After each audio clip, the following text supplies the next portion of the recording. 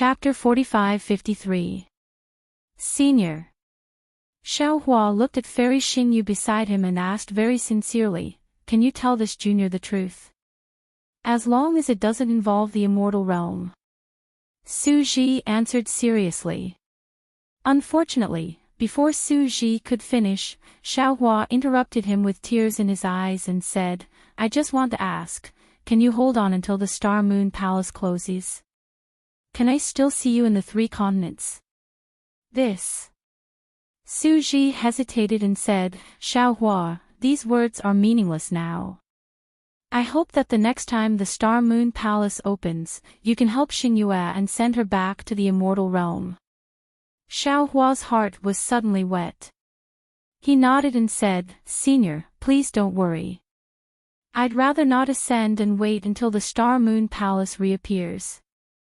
Also, I promise you that I'll definitely find a thunder cultivator with the same cultivation as me. We'll definitely help Fairy Xingyu return to the immortal realm." "Good, then I'm relieved." Su Ji nodded and said with a smile, "I really didn't expect to meet a little friend like you here. Your temperament makes me think of many things and I'm very pleased. If fate wills it, we'll meet again. Senior, there's no need to say goodbye now." Xiaohua bit his lip and said, "I also want to accompany you on your journey. I wonder if you're willing to guide me." "Sigh, why do you have to do this?" Su Ji was a little helpless. He looked at Fairy Xingyu and hoped that she would persuade Xiaohua. Fairy Xingyu also sighed and said, "Su Ji, it's rare for Xiaohua to have such good intentions. Let him go. Otherwise, he'll feel terrible. Moreover, with us around, the thunder on the platform may not cause any harm to him." "Okay." Su Ji nodded and flew out of the starry sky with Fairy Xingyu, toward another part of the starry sky. Just like when they entered the starry sky, it was another seemingly endless starry sky. After flying for a while, they rushed out of the starry sky and saw a greenish-white platform in front of them. It was much clearer than what Xiaohua had seen earlier. "Xiaohua," Su Ji reminded him, "don't go too far from our silver light. If you feel anything wrong, run away immediately." "Yes, senior." Xiaohua nodded his head vigorously. This reminder reminded him of his master helplessness. At first, he was dissatisfied with Helplessness's attitude, but now that he had a disciple, he understood Helplessness's painstaking efforts. Unfortunately, when Helplessness self-destructed in the end, Xiaohua realized that everything was already too late. Now that he'd met such a good teacher and friend like Su Ji, how could he not cherish the last moments he had with Su Ji? The platform was very calm. There was no danger as Su Ji had described. Not to mention the sound of thunder, there was not even the sound of wind. Swoosh! Just when the 3 of them were carefully flying towards the back of the platform, the sound of flowing sand was suddenly heard from the greenish-white far away. Su Ji and the others stopped and turned around to look. On the other side of the platform, nearly 20 great demons of the demon clan were flying close to the platform. Most of the 20 great demons were at the sun-devouring realm. Among them, there were actually 2 demon kings at the Not Tian realm. When the great demons saw Su Ji and Fairy Xingyu, they were all stunned. The immortal realm pressure from the power of the stars and moon was almost suffocating. "Why are you all here?" Xiaohua flew up and asked with a frown. "This is not a place where you can come." "Greetings, senior." When the great demons saw Xiaohua fly out, they seemed to understand something. In the face of a grand ascension stage human, they didn't dare to be negligent and bowed respectfully. "Get up." Xiaohua pointed to the resplendent sea of stars in the distance and said, "That is the resplendent sea of stars. There is some strange extraterritorial star force that is extremely beneficial to demon cultivators like you. If possible, you all can go there to cultivate." "Senior." Demon King Na Tian said bluntly, I feel that the star force is not helpful for us to break through, so we want to go to this mysterious thunder formation to try our luck. The cultivation of the demon clan is very different from that of the human clan. Senior, I'm afraid you don't understand. Ha, fine. Fairy Xingyu said with a smile, since you all want to go, go ahead. Yes, Senior. The Demon King responded. He looked around and flapped his wings slightly. The group of demons followed the Demon King and carefully flew away from the side. Alas! Suji sighed. There are always people who don't believe what others say and think they are different from others. I'm afraid they will only wake up when they are on the verge of death. Senior, why do you sound like me? Xiaohua touched his nose and said in a low voice. That's right. You're also the kind of person who won't give up until you hit the wall. Fairy Xingyu said bluntly. Then, she hit the nail on the head and said, you are lucky. Otherwise, you would have turned into ashes. Soon after, the three of them flew forward again. Although the platform looked very wide, when they really flew, Xiaohua discovered that the space of the platform seemed to be like a valley. When they flew to either side, there would always be an inexplicable tilting force that subtly affected the direction of their flight. After a short while, they would fly back to the center of the platform, unable to go far. Therefore, although the 20 or so great demons didn't want to fly together with Su Ji and the others, after flying for a while, they were still in front of Su Ji and the others. Be careful. Su Ji hurriedly reminded them in a low voice when he saw the faint outline of the green and white area in front of them. The time it takes to drink a cup of tea is the most dangerous. If the thunder restriction is not triggered, we will be safe. Unfortunately, before Su Ji could finish his words, a rumbling sound came from high up in the sky. Be careful. Su Ji was shocked and hurriedly pulled Fairy Xingyu back. However, whether it was Su Ji or Fairy Xingyu, the silver light around them flickered rapidly, like a candle in the wind, flickering unsteadily. Su Ji and Fairy Xingyu could naturally react, but the great demons in front of them couldn't. As the thunder passed, the bodies of the three great demons flashed with starlight, and then they expanded sharply. Bang, bang, bang. Their bodies exploded, and the broken demonic beasts also disappeared into nothingness in the thunder. When they looked at Xiaohua again, the sound of thunder was like the whole platform falling down and smashing straight into his mind. However, as soon as this violent impact fell into Xiaohua's body, the Hongmeng immortal qi in his lower dantian was stimulated with a boom, covering the scattered nascent souls and more than 100 of them. Moreover, the truth of heaven and earth in the Hongmeng immortal qi also turned into waves that flowed rapidly in Xiaohua's body. Not only that, but the crystal-like godhead hidden in Xiaohua's sea of consciousness also inexplicably revealed itself. When the violent impact landed on Xiaohua's body, it actually turned into a peculiar fluctuation that rushed into the scenery-like godhead. As the scenery-like godhead shone with a wrinkled luster, Xiaohua actually heard cryptic and indescribable voices in his ears. Ha! This voice sounds like the magical power used by devouring heaven and the others on the primitive continent. Xiaohua was stunned and hurriedly activated his secret technique. Sure enough, the voice sounded in Xiaohua's mind again. Fa Wuchang Fa. Xiaohua.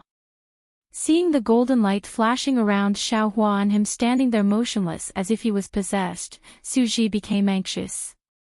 He raised his hand and grabbed, trying to pull Xiaohua away. However, as soon as his big silver hand touched the golden light around Xiaohua, it immediately collapsed. Ha! Su Ji was shocked because he could clearly feel that there was a power in Xiaohua's golden light that was beyond his reach. It was this power that had defeated his big hand. However, when Su Ji's big silver hand collapsed, the sound of thunder had turned into a lingering sound and gradually dissipated. Let's go. Without waiting for Su Ji to ask more, Fairy Xingyu urged again. The two of them flashed and flew forward. However, they didn't dare to teleport because they had also encountered the law of time and knew that speed was limited here.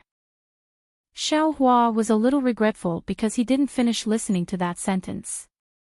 When Su Ji and Fairy Xingyu flew past, Xiao Hua hurriedly rushed into the depths of the platform. To Xiao Hua's surprise, the group of great demons didn't show any fear after losing 3 of their great demons. They still accelerated their flying speed and rushed inside like Su Ji and the others. Seeing the light and shadow of a tower-like pavilion appear in the distance of the bluish-white platform, Su Ji hurriedly sent a voice transmission. Xiao Hua, when we reach that pavilion, we will be out of the range of the thunder restriction. We will be safe. Fairy Xingyu smiled bitterly and said, I'm afraid it's not that simple. Sure enough, before Fairy Xingyu could finish speaking, rumbling sounds could be heard. Rumble. Rumble. Rumble. Thunderclaps fell from the sky like drums. This thunderbolt was different from the previous one.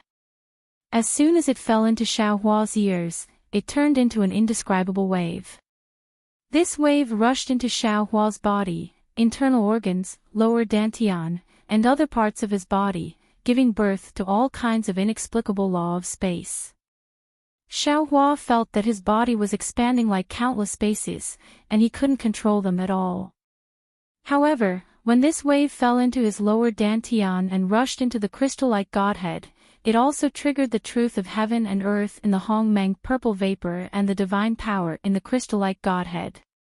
Under this mysterious power, the countless new spaces in Xiao Hua's body expanded again and again. Then, they turned into words that fell into Xiao Hua's heart. If there is a law in the human world, then the law is untraceable. If there is a law in the immortal world, then the law is unsystematic. If there is a Tao, then the Tao cannot be named. This voice was obviously different from the previous one, but every word carried an indescribable mystery. It was as if every word was a world and every word was a thunderbolt. Whoosh! The silver light around Fairy Xingyu and Su Ji was torn apart. The two of them had no time to care about Xiao Hua now. They fled in a sorry state and looked at the group of great demons. Bang, bang, bang. Bang, bang, bang. Without any suspense, even the demon king Na Tian turned into nothingness in this thunderbolt that contained the truth of heaven and earth and contained the law of space. Chapter 45-54. If people have laws, then laws will be untraceable. If immortals have laws, then laws will be unsystematic. If gods have Tao, then Tao cannot be named. Although Xiao Hua could not understand, he understood that laws could not be passed on. Not everyone who could hear the laws could understand the laws. Those who were not fated to hear the laws would be punished by God even if they heard the laws. Xiao Hua still wanted to listen attentively, but after a burst of thunder, there was no more sound. Fairy Xingyu's tentative voice came again, Xiao Hua, you're fine. Let's go. Xiao Hua could not explain his strangeness, so he could only change the topic. Let's go to that pavilion first. Su Ji and Fairy Xingyu suppressed their astonishment and followed Xiao Hua to the outline of the pavilion. Su Ji and Fairy Xingyu were very glad, but Xiao Hua was disappointed. After flying over the platform, there was no more thunder. In front of them was the outline of half of the broken pavilion. After being killed by the mysterious thunder, the silver light around Su Ji began to turn gray and rusty, almost covering the whole light and shadow. Pieces of gray and silver light turned into fragments and fell, and the fishy smell now turned into the smell of decay. Go in from here. Without waiting for Xiao Hua to speak, Fairy Xingyu raised her hand and pointed. Her entire right hand left her body and landed on a part of the silhouette. The silver light made a sizzling sound and turned into a very complicated pattern of a palace door in the darkness of the huge silhouette. Puff! Fairy Xingyu spat out a mouthful of immortal spirit qi. The door of the palace with only a pattern opened, and a primitive aura fell from inside. Of course, the situation inside the palace could not be seen clearly from outside the door. However, when Xiaohua flew in with Su Ji and Fairy Xingyu, it was an eye-opener for him. Because there was a huge starry sky above the palace. This starry sky was different from before. It was not densely covered with stars. Instead, there were 12 groups of stars that formed a strange star formation above the starry sky. Xiaohua could not understand these star formations. He asked in confusion, "Senior, is this the star map of your immortal world?" "That's right." Fairy Xingyu nodded and said, "There is a starry sky in the immortal world like this. Our Palace of Justice calls it the 12 earthly branches star array." Su Ji took out 7 strange tokens from his bosom and explained with a strange tone, "In my hometown, there are 12 zodiac signs. They are Zi Shu, Chou Ox, Yin Hu, Mao Rabbit, Chen Long, Sea Snake, Wu Ma, Wei Yang, Shen Monkey, Yu Rooster, Su Dog, and Hai Pig." They also saw the 12 earthly branches as the 12 commonly seen animals. "Look, doesn't that star array look like a rat? Doesn't that star array look like a cow?" As he spoke, Su Ji raised his hand and waved, causing 7 tokens to fly into the air. They were the rat head token, dragon head token, horse head token, sheep head token, monkey head token, chicken head token, and dog head token. Then, he explained in a desolate manner, "After Xingyu and I saw the 12 earthly branches star array for the second time, we deliberately searched for these tokens in the 3 continents. However, with our limited strength, Xingyu and I were only able to find these 7 tokens. We couldn't find any of the other 5 tokens, so, although we know that this place may be related to the immortal realm, we can't do anything about it." Looking at the 7 tokens, Xiaohua smiled, and a string of tears of happiness couldn't help but flow down. He said in a low voice, "Senior, if you can find all 12 tokens, then it'll be strange." "Oh. Why?"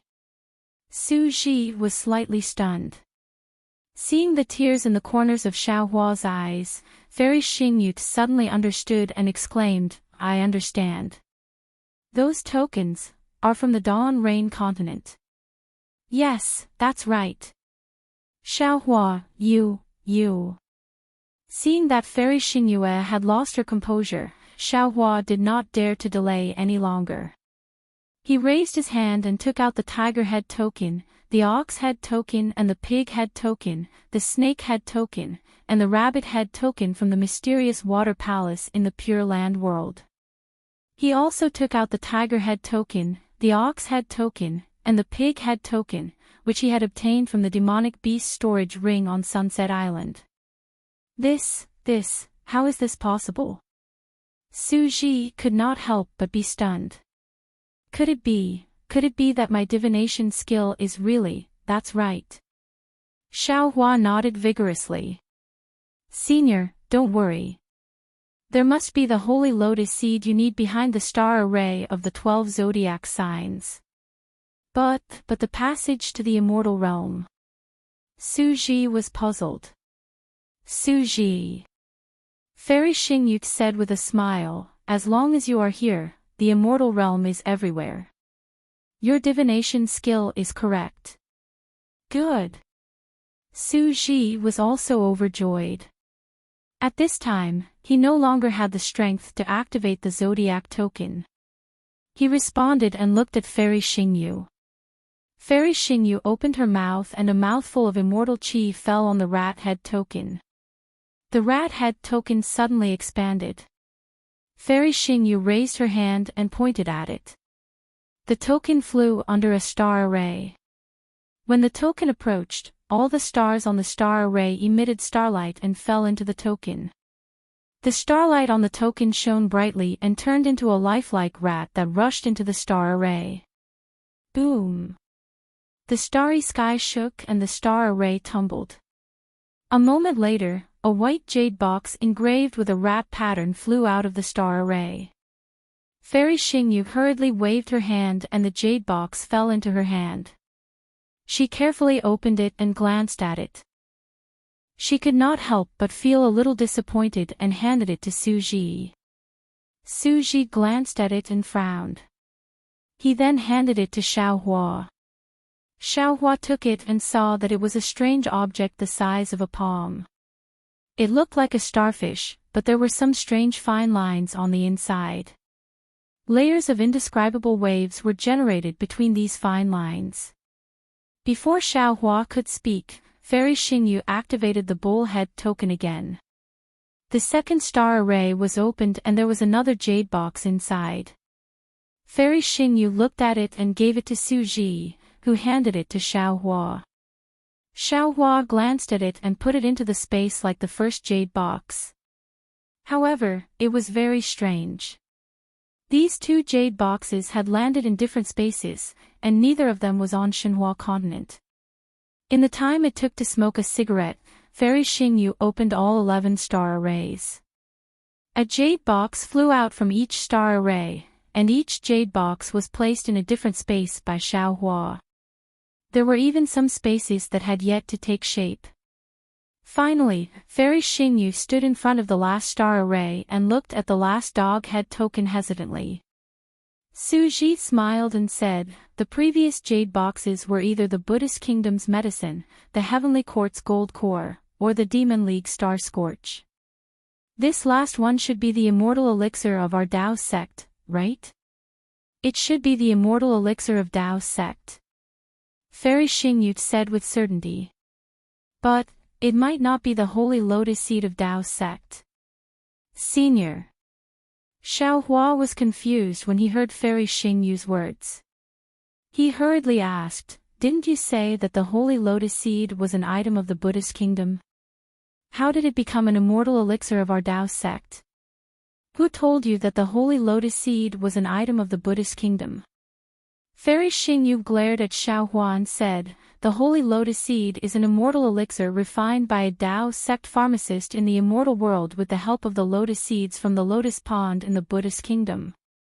Unfortunately, Fairy Xingyu's eyes were blocked by the silver light, so Xiaohua could not see it. Xiaohua was helpless when he heard this. After all, Su Ji had only told him half of the story. Open it. Su Ji said faintly. The jade boxes are already behind the starry sky. It doesn't matter if it's the holy lotus seed or not. It's a fact. Okay. Just like before, Fairy Xingyu sent the dog head token into the star array. Sure enough, another jade box flew out.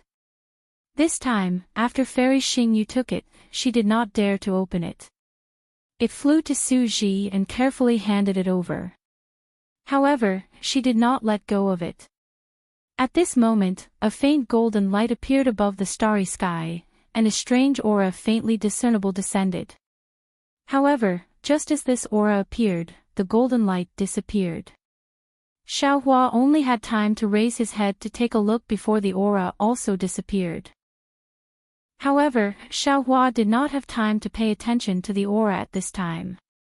He also looked at Su Ji and Fairy Xingyu. Su Ji looked at Fairy Xingyu. The two of them each took one side of the jade box and gently opened the jade box. Looking at the contents of the jade box, the two of them did not speak for a long time. Xiaohua could not see their expressions and was a little anxious. However, he also had a bad feeling in his heart. If the holy lotus seed was inside the jade box, how could Fairy Xingyu let Su Ji look at it like this? She would have let him take it long ago. Sob, sob. Fairy Xingyu seemed to have been too hopeful.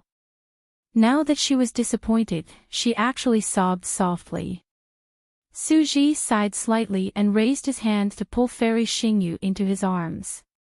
He wanted to say something, but he couldn't. He only patted Fairy Xingyu's back. After a while, Fairy Xingyu raised her head from Su Ji's arms and said, Su Ji, is our luck really that bad? After so many years of searching for the Star Moon Palace, it was all in vain in the end. With you, how could it be all in vain? Su Ji replied. Alas! Fairy Xingyu sighed. Looking at the jade box in Su Ji's hand, she said, this clear feather elixir has benefited Xiaohua again. Ha! Xiaohua's luck is better than ours. Su Ji said and handed the jade box to Xiaohua. Xiaohua, this is the clear feather elixir used by the mortal fairies in the immortal world. Your strength is now only at the middle of the 9th level of origin power. If you want to cultivate to the upper level, it will take at most 50,000 years, at least 10,000 years. Of course, we can't rule out that you have other opportunities to shorten this time. As for this clear feather elixir, if your cultivation is stable and your realm surpasses your strength, you can take it. It will probably only take a few years for you to reach the highest realm in the 3 continents. Remember, this elixir contains the immortal spiritual chi of the immortal world.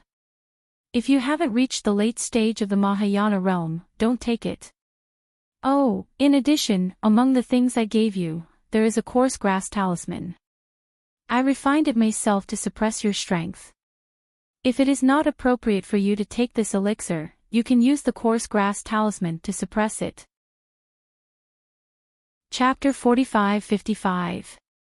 Yes, thank you, Senior. Xiaohua took the jade box and glanced at it. He was stunned for a moment before he casually stored it in his space. Sure enough, the location of the jade box was the same as the gold core that Xiaohua had obtained earlier. In addition, the things I obtained earlier were also items from the Buddhist Kingdom and the Demon League.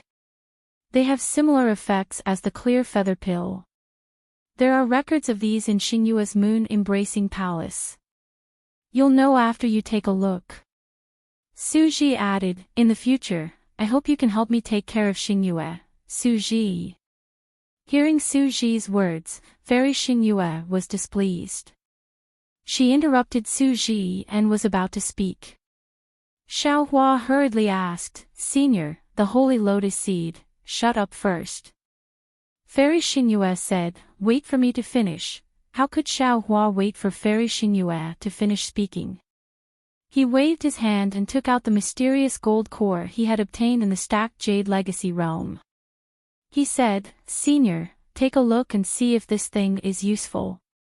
Seeing the mysterious golden pill fall into the starry sky, it immediately turned into a flame that was dozens of feet wide. On the surface of the flame, tens of thousands of tiny vortexes rapidly expanded, each becoming the size of a thumb.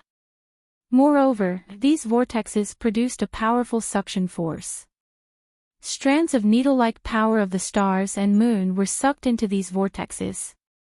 The suction force of this pill was so strong that it was as if a giant hand had grabbed the space within 100 feet, causing it to distort intensely. Within the distorted space, mysterious runes flew out from the vortexes. These runes slowly flowed in the flame's threads, and their trajectories looked mysterious. Holy lotus seed. Fairy Xingyue screamed as if she had seen a ghost. Her voice was like thunder, shaking the entire starry sky. Fairy Xingyue's silver figure broke free from the control of the star veil and rushed out hundreds of feet in an instant. You, Xiaohua. Even someone as calm as Su Ji could not hide his excitement. He stuttered and asked, this holy lotus seed. Where did you get it? Fairy Xingyu, who had regained her senses, immediately emitted a silver light that soared into the sky. She recklessly shrouded the area within 1,000 feet of the holy lotus seed. She believed that if there were any changes at this time, even if Xiaohua wanted to touch the holy lotus seed, Fairy Xingyu would mercilessly deliver a fatal blow. Su Ji. Fairy Xingyu shouted. Who cares where it came from? Take it quickly. Senior. Xiaohua knew that Su Ji was a person of noble character. He definitely wouldn't eat food that was given to him for free. He bowed and said, "Senior, please be at ease. This pill was obtained by Junior from the Dragon Island's training space. Its origin is clean. This is also this Junior's sincere filial piety towards you." "Good, good child, good child, good child." Suji said "good" a few times, and the silver brilliance around him, which was mostly grayish-black, also soared into the sky. A fishy smell immediately filled the entire starry sky. As Suji's body expanded to 3,000 meters in size, layers of scattered light fragments rolled down from his body like waves. Wherever these light fragments landed, all things withered, and even space turned gray and collapsed. When Suji's figure landed, Xiaohua saw that the silver light covering his head had emerged from the grayish-black color. Although the silver light was still shining, wisps of grayish-black color seeped into his head as if they were poisoned. The rust spots that had previously covered the immortal mark were now connected, like a strange beast that wanted to devour the immortal mark. Suji opened his mouth and a mouthful of immortal spiritual chi landed on the sacred lotus seed that had turned into flames. Woo! With a sound, half of the flames were extinguished. The runes and the flames suddenly rushed out from the immortal spiritual chi and entangled with the flames. Seeing this, Suji spat out another mouthful of immortal spiritual chi. Huff! This time, the flames were even weaker, and the runes emitted a silver light. Buzz! The space where the sacred lotus seed was located began to vibrate, and a light shadow shaped like a lotus seed emerged from the silver light. Suji didn't dare to be negligent. He formed a series of seals with his silver-gray hands, and several immortal techniques turned into thunderbolts and landed on the sacred lotus seed. Ao ao ao. In the distorted space near the sacred lotus seed, the wails of gods and ghosts were suddenly heard. Wisps of pitch-black devil chi mixed with holy Buddhist light emerged from the space and frantically poured into the sacred lotus seed's flames. Sizzle! The flames were immediately extinguished, and it turned back into the stardust-like pill that Xiaohua had seen in the Dragon Domain's mezzanine. Huff! Suji opened his mouth, and a silver light fell. It was precisely the sacred lotus seed. When the sacred lotus seed entered Suji's mouth, an explosion sounded like a fire rune exploding. The extinguished flames reappeared on Suji's head, enveloping the rusty immortal mark and the grayish-black silver light on his head. Ao ao ao. In the flames, a devilish sound was heard, and devils bared their fangs and brandished their claws as they danced with the sound. Namo Amitabha Buddha, Namo Amitabha Buddha. Along with the devilish sound, there were Buddhist chants. Bursts of Sanskrit chants that sounded like the sounds of nature came from the void. Following which, heavenly flowers fell from Suji's head, sprinkling into the grayish-black silver light. Wherever the heavenly flowers passed, the grayish-black color was washed away, and the fragrance of the heavenly flowers diluted the stench within the silver light. Excellent! Seeing this, Xiaohua couldn't help but smile. Rumble, rumble. The flames burned, and the rumbling sounds were endless. The same went for the Buddhist chants, and the devilish chants were unyielding. Within the flames, countless lightning bolts danced and shot down like flying swords. Rather than saying that Suji was consuming the sacred lotus seed, it was better to say that it was a battle between Buddha and demon immortal.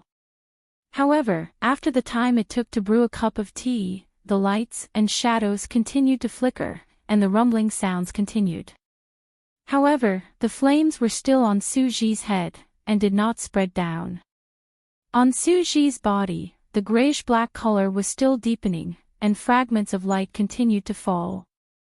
Although Xiaohua didn't understand, he could clearly see that Suji's body was becoming fainter and fainter. Damn it! Xiaohua suddenly understood something, and cursed inwardly, this is the three continents.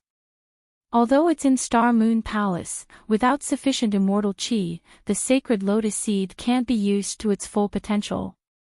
Moreover, Su Ji has been injured for so many years. Without the support of immortal qi, the sacred lotus seed won't be able to heal his injuries. If Su Ji's injuries aren't good, the immortal's third decay won't be able to stop it. Since Xiaohua thought of it, Fairy Xingyu naturally thought of it as well. High in the sky, there was a clear clang. An extremely bright silver light flashed between Fairy Xingyu's eyebrows. This silver light was like a bright star, illuminating the entire starry sky. Woo! The silver light was like a star, flying out from between Fairy Xingyu's eyebrows and crashing down on Su Ji. As the silver star rushed out, Fairy Xingyu's silver body suddenly became much fainter. As the silver star fell, the space rumbled, and layers of spatial ripples rippled in the starry sky. Boom! A moment later, the silver star fell into the flames, making a loud noise. The intensity of the flames suddenly increased.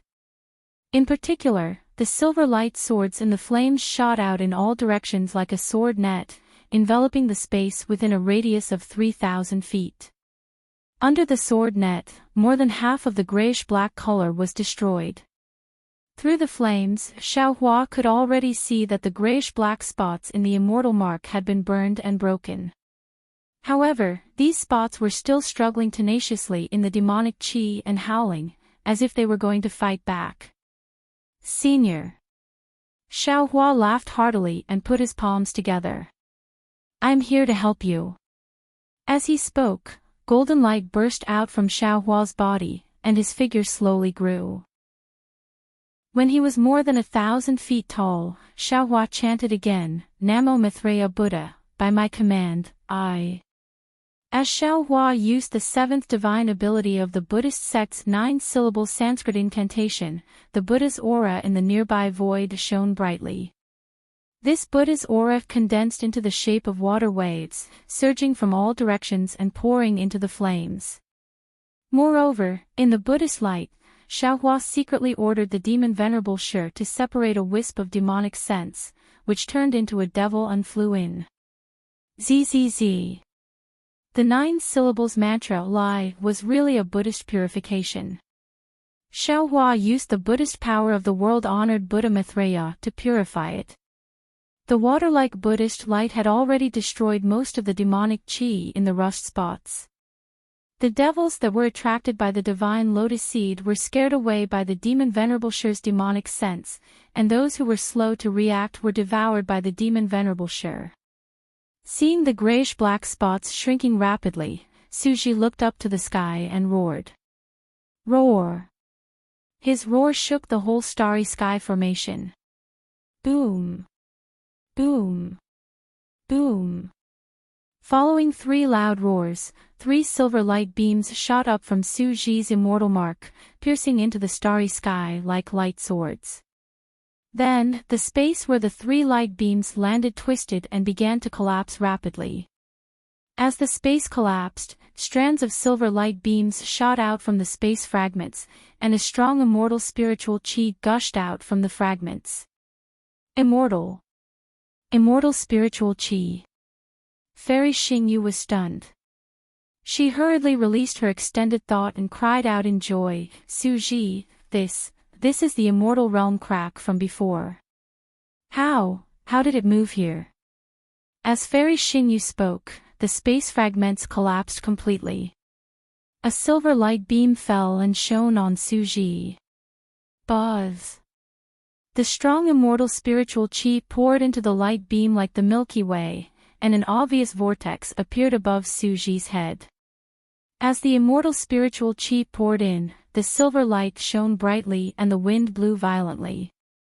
The immortal mark was as bright as the sun. Although Xiaohua could not see the spots in the silver light clearly, he could see the flames spreading rapidly below Su Ji's body. Wherever the flames went, the grayish-black spots were immediately burned away. The extremely thin silver light was also visible to the naked eye. Xiaohua was relieved. He withdrew his Buddhist divine sense, but did not withdraw his Dharma body. He stood by the side with a smile. Chapter 45-56. The Saint Lotus Seed was indeed the Saint Lotus Seed. In the time it took to drink a cup of tea, the flames had already reached the bottom of Suji's feet. As the flames passed, a transparent, sparkling, and radiant silver shell appeared in front of Xiaohua. The threatening aura of the shell was unobstructed as it tumbled in the air. The golden light around Xiaohua was unable to resist this aura and unconsciously retreated. He was already more than 100 miles away, and under the silver light, Xiaohua's figure was still moving further away. Boom! The flame fell under Suji's feet, turned into a lotus seed, and once again swirled towards Suji's head. In just a few breaths' time, the lotus seed flame had reached Suji's immortal mark. Swoosh! All the aura and brilliance of the flame converged into the immortal mark. Boom! Another ball of aura rushed out from the immortal mark and fell into the lotus seed flame. Boom! A stream of light appeared on Suji's immortal mark again. It was obviously different from before. The moment the stream of light disappeared, the light pillar that seemed to pierce through heaven and earth slowly shrank. The crack in the starry sky began to slowly close. Suji! Seeing this, Fairy Xingyu hurriedly rushed toward the light pillar. She urged, "Quick, this is our last chance to return to the immortal realm." "Okay," Suji replied. He raised his hand and made a grabbing motion. Clang! The lotus flames floating above his head condensed together and turned into a silver lotus seed. Suji moved his body into the silver light pillar. He looked up at Xiaohua and said in a thunderous voice, "Xiaohua, my divination skills are not wrong after all. You are indeed my savior when I return to the immortal realm. To tell you the truth, when I did the divination back then, I did not believe the result. If not for the holy lotus seed, I would not have returned to the immortal realm. And the holy lotus seed could not exist in the lower realm. At that time, I even thought that you could only help Xingyue. But I really did not expect that not only did you lead us through the starry sky maze and help us open the starry sky gate, but you also brought us the 5 zodiac tokens and the holy lotus seed. This Saint Lotus Seed not only saved my life, it also allowed me to step into the light immortal realm. Xiaohua, no words can express my gratitude for your great kindness. Whatever you say now is meaningless. Wait until you ascend to the immortal world, then we'll drink and chat merrily." On Suji's head, Fairy Xingyu was also very happy. She shouted, "Suji, congratulations on entering the light immortal realm." As she spoke, Fairy Xingyue looked at Xiaohua and said with a smile, "Xiaohua, thank you. When you fly to the celestial world, I will also pour wine for you and Suji." At this point, Fairy Xingyu actually transmitted her voice again. "Oh, by the way, there seems to be some things in the moon-embracing palace that are useful for your return to the Dawn Rain continent. Of course, whether or not you can find it, is not something I can know. What's the point of pouring wine?" Xiaohua clapped his hands and said, "You need to get drunk." Hee hee. Fairy Xingyu covered her mouth and laughed quietly. Seeing that the two of them had flown to the edge of the crack, Suji raised his hand and the lotus seed condensed from flames turned into a stream of light and landed in front of Xiaohua. Suji transmitted his voice, "Xiaohua, this is transformed from my immortal mark. It contains my cultivation experience and imprint of my immortal mark. This is originally an item from the immortal world. I'll lend it to you temporarily to comprehend. It will be of great help to you when you ascend to the immortal world in the future. Remember, after you ascend to the immortal world, you must return it to me." Ha! Xiaohua saw that Suji rarely showed favoritism outside the law and even spoke vaguely. He stretched out his hand to receive the lotus seed and said, "Junior, thanks Senior for your generous gift. I wish Senior's love is stronger than gold." I wish you 100 years of blissful marriage and a son soon, boom. Following Xiaohua's congratulatory words, Su Ji's immortal body shook twice and fled into the crack of the immortal world in a panic. The crack of the immortal world closed with a loud bang. The entire starry sky shook a few times and then returned to normal. Holy Lotus Seed, Holy Lotus Seed. Xiaohua was really excited. The sense of accomplishment from helping someone, especially an immortal, was much stronger than what he obtained himself. Moreover, to be able to help someone who had helped him so much, not only for karma, but also for the beauty of the world, Xiaohua felt that it was worth it. He tossed the lotus seed up and down and laughed inwardly. I really didn't expect that the ancient golden core in the void of the dragon domain would have such an effect. This karma was already formed on the Dragon Island. Then, he looked at the lotus seed again. Where his gaze fell, endless lightning flashed and countless clouds lingered inside. It looked indescribably mysterious. However, Xiaohua laughed again. I've already obtained the innate purple qi. There are countless mysteries of heaven and earth in it. Why would I need this item condensed from the immortal mark? However, if I don't accept it, how can Su Ji be at ease? Moreover, Su Ji's experience in this lotus seed is even more important. In the future, when I encounter a bottleneck, I will inevitably need it. Fine. This item will be my fortune gate's cornerstone treasure. With that, Xiaohua sent the lotus seed into the Xinhua continent. Strangely enough, wherever the lotus seed landed, the immortal slaying stage fragment would release lightning, attracting the lotus seed to the side. Wherever the lightning struck, the lotus seed would release boundless clouds that shrouded the immortal slaying stage. Following that, strands of cloud slowly descended from the sky above the Xinhua continent, shrouding the entire Xinhua continent. Each strand of cloud contained the aura of immortal marks. Any Fortune Gate disciple on the Xinhua continent who was fated to obtain these strands of cloud would open a door to the heavens. In the future, these disciples' futures would be immeasurable. After putting away the lotus seed, Xiaohua stretched lazily and muttered to himself, since entering the Star Moon Palace, I can be considered to have experienced life and death. Now, he could finally take a break. My trip to the Star Moon Palace is over. Thinking about it, this Xiao has also obtained quite a lot. Not to mention the clear feather pill that Senior Su gave to this Xiao, even the other 11 strange things are all useful. This Xiao will find a place to eat this clear feather pill first. His granny, even the Grand Mist ancestor came to the Star Moon Palace. I feel uneasy. If it weren't for Senior Su, I definitely wouldn't have let that guy in so easily. He dared to scheme against my fortune gate, how could I let him off so easily? Thinking of the place where he had taken the clear feather pill, Xiaohua naturally thought of the starry sky. He raised his eyes and looked at the starry sky. The 12 star arrays where the 12 zodiac tokens had landed had already disappeared. Now, the entire starry sky was empty, and there were no stars flashing. Xiaohua did not even think about it. He urged his body to descend.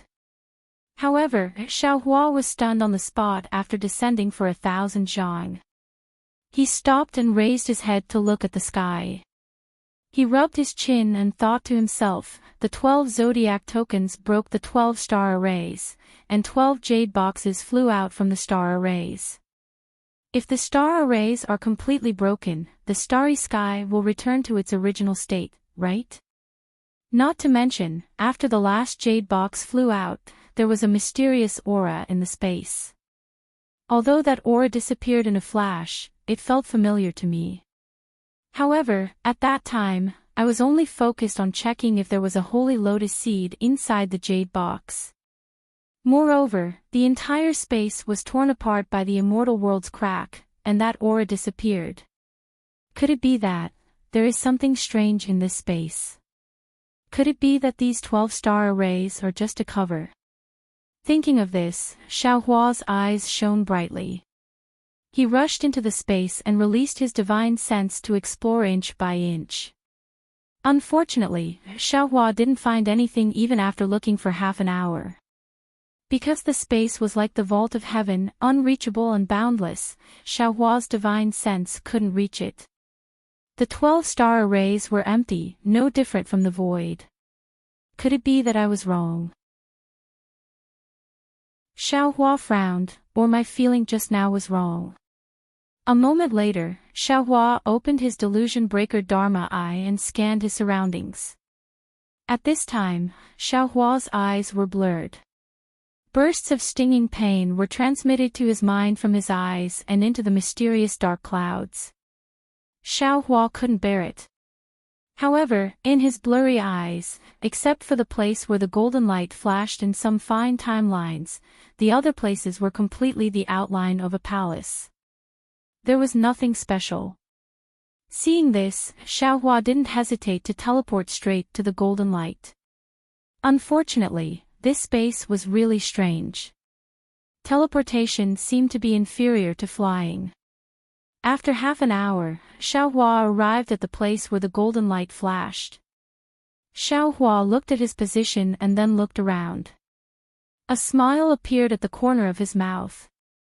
The place where the golden light came from was a space covered by fine timelines. At this time, it was no different from the surrounding space. Xiaohua also tried Yuan Shen, soul consciousness, Buddhist consciousness, divine sense, and even the clear eye technique, but he couldn't see anything strange. Moreover, this space was only a few dozen miles in size. It was almost a drop in the ocean in the entire seemingly boundless space. He didn't know if Fairy Xingyu had the Dharma eye technique, but he believed that, other than Fairy Xingyu, among all the humans and demons who could enter the Star Moon Palace, he was probably the only one who could find the place where the golden light came from. Here, Xiaohua opened his Dharma eye again. Through the fine timelines, the other space that overlapped with this space was also vaguely revealed. The interior of the space was pitch black, and nothing could be seen clearly. However, there seemed to be a huge object covering the entire space. Damn it, what is it? Xiaohua closed his Dharma eye and rolled his eyes. What kind of aura makes me feel a sense of familiarity? Now that the 12 zodiac tokens are gone, how can this aura leak out? This is the law of time. It's not something I can break. Chapter 45-57. Thinking of this, Xiaohua showed a trace of hesitation. After a while, he narrowed his eyes and thought to himself, looks like I can only try this divine ability. I just don't know if this divine ability is effective against the law of time. After waiting for the time it takes for an incense stick to burn, Xiaohua once again opened his delusion breaker Dharma eye. Silver light flashed within the Dharma eye, and a beam of silver light shot out from the Dharma eye and fell into the void. Open! Xiaohua roared angrily. The void started to spin under the light beam, forming a whirlpool several feet in size. Then, spatial cracks appeared in the whirlpool.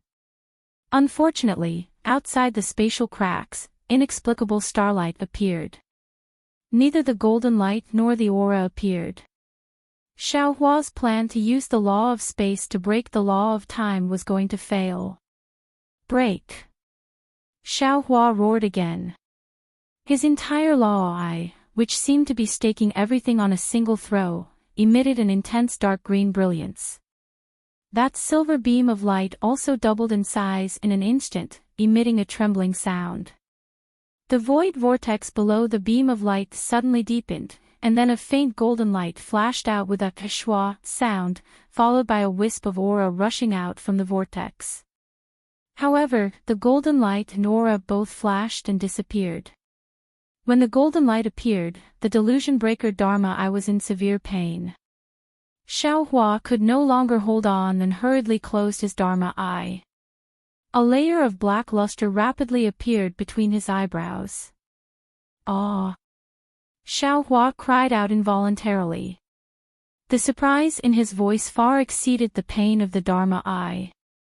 Isn't this the aura of the 10,000 extinguishing heavenly dipper?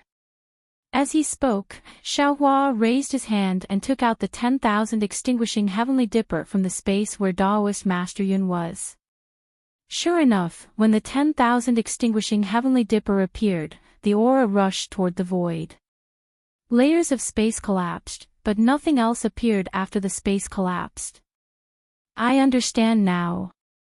Surprised, Xiaohua restrained his emotions and pondered, the law of time must be the fragment of the 10,000 extinguishing heavenly dipper. So, I can feel the familiar aura from a different space. But, the fragment is in another space. How can I break through the shackles of time? Speaking of Xiaohua's ability to break through the shackles of time, it was naturally the lightning evasion. Previously, Xiaohua had already tried pushing his lightning evasion to its limits in the Beast Enclosure and Mount Fubo. However, he was still a hair's breadth away from breaking through the timelines, and this hair's breadth should be an intrinsic difference. How could Xiaohua possibly break through it? Perhaps it wouldn't have worked before. A complacent smile appeared on Xiaohua's face. With a wave of his hand, a jade box appeared in his hand. This Xiao's magic power doesn't seem to be enough to support the lightning escape to surpass the fine lines of time. However, this Xiao now has the clear feather pill. Senior Su had made it clear that consuming this item required one's cultivation realm and a firm Dao heart. When I was fighting with Bei Xian, I had already fused all of my previous accumulations. Now that I lack time, this clear feather pill is naturally the best choice. And now, this Xiao wants to rely on magic power to activate the lightning escape technique to compete with the laws of time. Isn't this the same as using the medicinal effects of the clear feather pill? Wouldn't he be able to use the law of time to eliminate the hidden dangers of the clear feather pill? Haha, this Xiao is a genius. This is a way to kill two birds with one stone. Thinking of this, Xiaohua took out the clear feather pill from the jade box and placed it in his mouth. He held the 10,000 extinguishing heavenly dipper in his right hand and activated his magic power. Suddenly, lightning appeared on the surface of his body. Xiaohua's figure moved, charging straight into the void in front of him. Lightning flashed around Xiaohua's body, illuminating the surrounding space. At the same time this lightning flashed, space-time resistance immediately appeared. It was as if a surging wave was surging from all directions, annihilating Xiaohua's entire body. There was no difference from before. Soon, Xiaohua's body began to slowly move. 4 layers of shadows appeared. Immediately after, Xiaohua's body turned into 1,000 feet of lightning. Moreover, the lightning became illusory, twisted, and broke into dozens of pieces. At the same time, the rumbling sound of thunder was also elongated, gradually penetrating deep into the void. The lightning suddenly trembled. Within the lightning, Xiaohua's body turned into 132 million illusory dots. These dots of light rapidly flew back and forth and gradually merged into the void. When only 30% of the illusory dots remained, Xiaohua felt that his body was empty. All of the illusory dots began to tremble violently. Xiaohua didn't hesitate to flip his tongue. The clear feather pill turned into spiritual liquid and fell into his body. Boom! The clear feather pill that fell into Xiaohua's body was different from ordinary pills. Waves of incomparably powerful medicinal effects were born from the medicinal liquid. Like a surging tide, they rushed into every part of Xiaohua's body. Xiaohua didn't dare to be negligent. He hurriedly urged his cultivation method to refine the medicinal effects. The clear feather pill was really overbearing. Not only did the refined true essence contain immortal spiritual energy, but it also contained the mysteries of heaven and earth. This true essence entered Xiaohua's meridians and pushed Xiaohua's cultivation to the late stage of the Mahayana realm. On the other hand, it entered the scattered nascent soul, causing the scattered nascent soul to rapidly expand. Bursts of tiny purple lightning appeared in the void and tore the already extremely distorted void into pieces. Moreover, a powerful pressure was emitted from these lightning threads and spread in all directions. As Xiaohua's cultivation increased, this pressure also rose steadily. Looking at the 30% of illusory dots that hadn't merged into the void, they shook and formed shadows. The shadows were very slow, but they were very stable.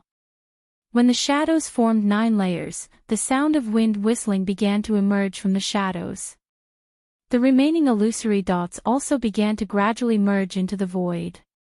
After a while, Xiaohua suddenly felt that the void around him began to change.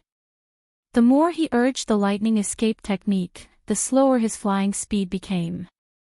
Everything around him also began to slow down. Xiaohua felt happy in his heart. He understood that he was already close to breaking through the shackles of time. Therefore, he accelerated the refining of the clear feather pill's medicinal effects. At this time, Xiaohua's starry sky nascent soul once again turned into a nebula. Strands of tiny lightning threads mixed with immortal spiritual energy flashed between these nebulas. The grand mist purple chi also had tiny cloud threads that slowly merged into the nebula. Unfortunately, Xiaohua was just a cultivator of the mortal realm. He hadn't even fully grasped the laws of space, so how could he break through the shackles of time? In the end, seeing that the clear feather pill's medicinal effects had been refined, Xiaohua still had half of the illusory dots that hadn't completely merged into the void. On that day, the void around Xiaohua also didn't completely stop. Damn it! Xiaohua felt the illusory dots shake again. His body was about to break free from the void. He couldn't help but curse. He knew that he was going to fail again today. At this time, the 10,000 extinguishing heavenly dipper in Xiaohua's right hand suddenly trembled. It emitted an intense golden light. Where the golden light landed, the void began to turn transparent. In front of Xiaohua's eyes, the originally impossible to see timelines suddenly appeared. These timelines contained endless profound meanings. Previously, when Xiaohua was comprehending the fragments of time in the heavenly prison, he couldn't see these profound meanings. When the timelines appeared, Xiaohua's surroundings became deathly silent. It was as if everything in the world had stopped. Even Xiaohua himself seemed to be unable to move. In the instant that the world fell silent, the golden light of the 10,000 extinguishing celestial dipper rushed into the fine lines of time and landed in another space. At the place where the golden light disappeared, a fragment and a crystal that looked like a cloud flew through the fine lines of time and landed in the gap of the 10,000 extinguishing celestial dipper. The moment the fragment fell into the 10,000 extinguishing heavenly dipper, the golden light disappeared. The timelines instantly disappeared. At the same time, the still world moved again. The space that was moving slowly in Xiaohua's eyes appeared again. However, this slowness only lasted for a few breaths of time. The entire space shook rapidly. Then, Xiaohua's half of the illusory dots that had yet to merge into the void also trembled. All the small dots that had disappeared before appeared again. Xiaohua's entire body flashed like a wave of water, completely revealing himself in the air once again.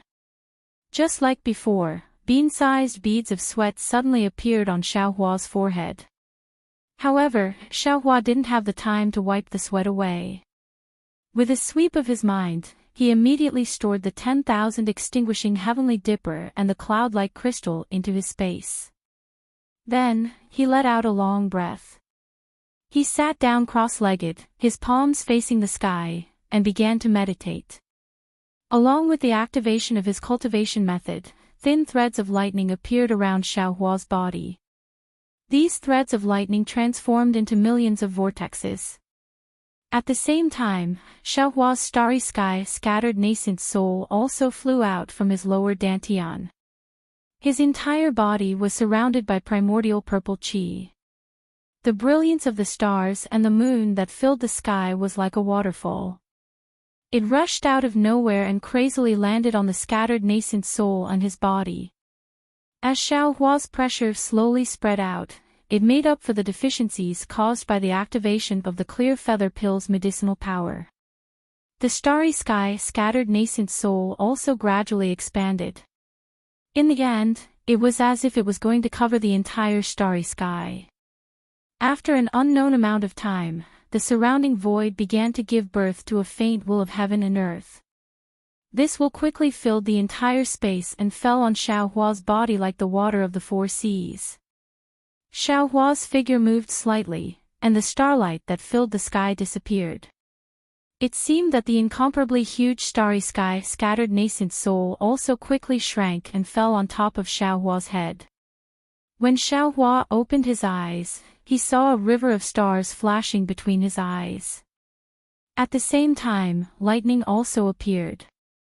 Xiaohua looked up with some surprise, as if he didn't understand the origin of this will of heaven and earth. Then, he closed his eyes again and checked his cultivation base.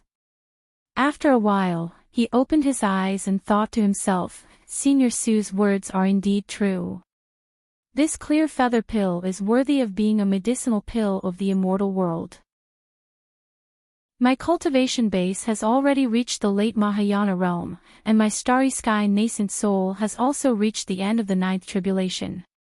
Moreover, this clear feather pill's residual medicinal power has not been completely refined. After refining it, this Shao can cross the tribulation at any time. The clear feather pill is so powerful, presumably other things also have similar effects. Thinking about this, Xiaohua took out a few more jade boxes and carefully examined them. Inside these jade boxes, there were 3 colored clouds, 9 colored hills, flashing crystal dragons, strange colored bone flowers, and even a multicolored butterfly. Xiaohua looked at them with a smile. His mind entered the space and called out Daoist Witch, Celestial Being, Demon Sovereign Sure, and the others. Without waiting for Xiaohua to speak, Daoist Witch and the others cupped their hands and smiled. Congratulations, fellow Daoist, for reaching the peak of the 9th grade of Essence Force. Chapter 45-58.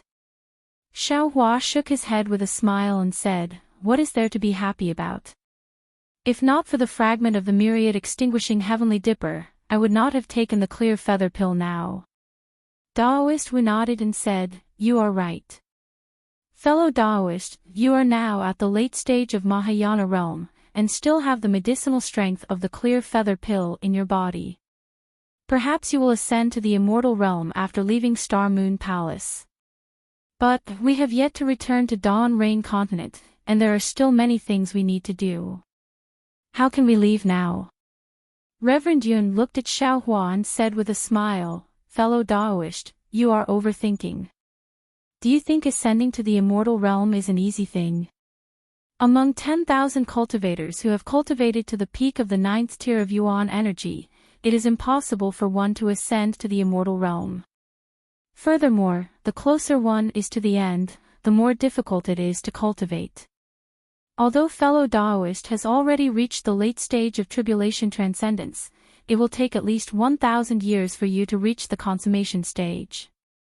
Sure Fiend quickly said, That's right, that's right. Big brother, it's the same as when you use the lightning escape technique. The first 70% of your physical body can merge with the void, but the later 30% is much slower. If you want to merge the last 5% into the void, who knows how long you'll have to wait. Xiaohua looked at his clones and said with a smile, Let's not talk about it anymore. In any case, I have made great progress in my overall strength, so we should not neglect it anymore. Then, he pointed at the jade box hovering in the air and said with a smile, This is a treasure I obtained together with the clear feather pill. If nothing goes wrong, it should be able to help you in your cultivation. Fellow Taoists, please take a look at it, as it is what you need. Reverend Yun gave it a look, then grabbed it with his dragon claw. It was the glittering crystal dragon, and he said, You don't have to look at it anymore. It must be I. The celestial frowned and looked at this and that. Finally, he grabbed the small 9-colored mountain with his big hand. He squinted his eyes and looked at it for a moment, then nodded and said, "This is it. Although I don't know what it is, the aura in it is very familiar. I think after refining it, my overall strength will catch up with fellow Daoist." Daoist Witch smiled faintly. Without any hesitation, he extended his arm and took the strange-colored bone flower in his hand. "Like Reverend Yun, there's no need for me to look at it any longer. This thing is definitely mine. It's just that I don't know how helpful it will be to I's cultivation after refining it." Big brother. Demon Venerable Sure was a little envious.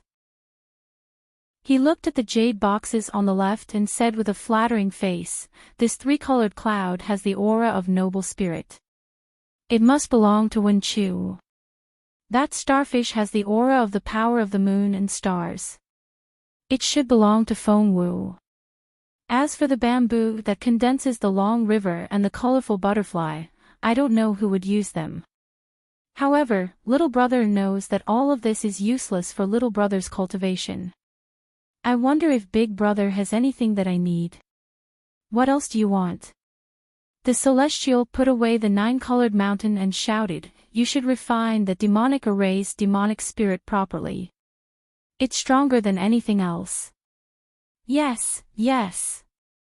Demon Venerable Shirt smiled and said, "Little brother knows that I'm being greedy. However, since all of you have gained something, you should let little brother be happy, right?" "Ha!" Xiao Hua laughed. He waved his hand and took out another jade box. "Don't worry. This palace's star array is very magical. There are all kinds of treasures from Buddhism, Taoist, Confucian, and demon. How can there be no demonic array? This is for you." Demon Lord Shi received the jade box and opened it to take a look. Inside, there was a blood-red skull that looked like a crystal-clear crystal. Demon Lord Shi Bujuel laughed and quickly kept the jade box. He bowed and said, "Thank you, big brother. Little brother will devour this thing. I think I can take the last step." "Damn it." The celestial rolled his eyes and said, "Why do you want to take the last step? Could it be that you want to ascend to the immortal realm too?" "Hee hee." Demon Venerable Shi laughed and said, "Big brother, you don't know. Little brother can also ascend. However, little brother is going to the upper realm Devil Swamp in the Devil Realm. Good boy, you can also ascend." The celestial was envious and said, "If all of you ascend, where will I go?" "Don't worry, fellow Taoist." Taoist Witch smiled and said, "When we take the last step, we will naturally know. Moreover, at the very least, we still have Xinhua continent." When the celestial heard that, he raised his hand and took out the 9-colored mountain and said, "Fellow Taoist, you are right. Then I want to see where I will take the last step." With that, the celestial opened his mouth and was about to swallow the 9-colored mountain. When Xiao Hua saw that, he hurriedly raised his hand and blocked the mountain. He smiled bitterly and said, "Fellow Taoist, don't worry. This is not a good place to refine treasures. If not for the fragment of the great extinguishing heavenly dipper, I wouldn't have taken the clear feather pill here. It's not too late to refine it after we leave the Star Moon Palace and find a place to cultivate. That works too." When the celestial heard that, he kept the 9-colored mountain and said, "That's right, the cloud-like crystal chip with the fragment of the great extinguishing heavenly dipper seems to be the secret technique to refine the great extinguishing heavenly dipper. I want to study it." "Very good." Xiao Hua smiled and handed the crystal chip to the celestial. "I'll leave it to you to study it." When the celestial kept the crystal chip, Xiao Hua said, "Fellow Taoists, you don't have to go back first. When I was passing through the platform earlier, I heard strange thunder. There seemed to be some strange words in the thunder. The sound contained the power of laws, and ordinary cultivators couldn't withstand it. However, when I heard it, it also sounded in my heart. I seemed to be able to understand it. Now that we have nothing to do, instead of waiting for the Star Moon Palace to close, why don't we listen to it and see what mysteries there are inside? Very good. The Celestial smiled and said, as the saying goes, unity of will is an impregnable fortress. We will also help you to study it. Unity of will is an impregnable fortress. Taoist sorcerer smiled and asked, this phrase doesn't seem to be appropriate here. Who cares if it's appropriate or not, I'll go listen to it first. Xiaohua laughed. His figure flashed and landed at the place where he came from earlier. The Celestial and the others followed behind him. After exiting the palace door condensed from silver light, they saw the greenish-white platform again. It was also as dark and cold as usual, as if everything that happened in the pavilion had nothing to do with the outside world. Even if a crack was torn in the immortal world, and the two exiled immortals had returned to the immortal world, they couldn't raise a trace of light in this darkness. Xiaohua and the others stood in front of the pavilion and looked around. There were also some light silhouettes in the shadows in the distance, but they couldn't see what they looked like clearly. A kind of heaviness and mystery came from afar. Xiaohua and the others passed by the light silhouettes and flew towards the platform. They knew clearly that the light silhouettes weren't something they could approach casually. After flying to the platform, Xiaohua and the others landed and waited quietly. Sure enough, in the time it took to brew a cup of tea, thunder rumbled from high up in the sky. Xiaohua hurriedly looked at the Celestial, Taoist sorcerer, and the others. It wasn't out of Xiaohua's expectations. Their bodies shone with golden, blood-red, or gray-white light. However, their bodies were the same as Xiaohua's, showing no signs of exploding. Xiaohua breathed a sigh of relief and listened with rapt attention. That voice appeared in Xiaohua's heart again.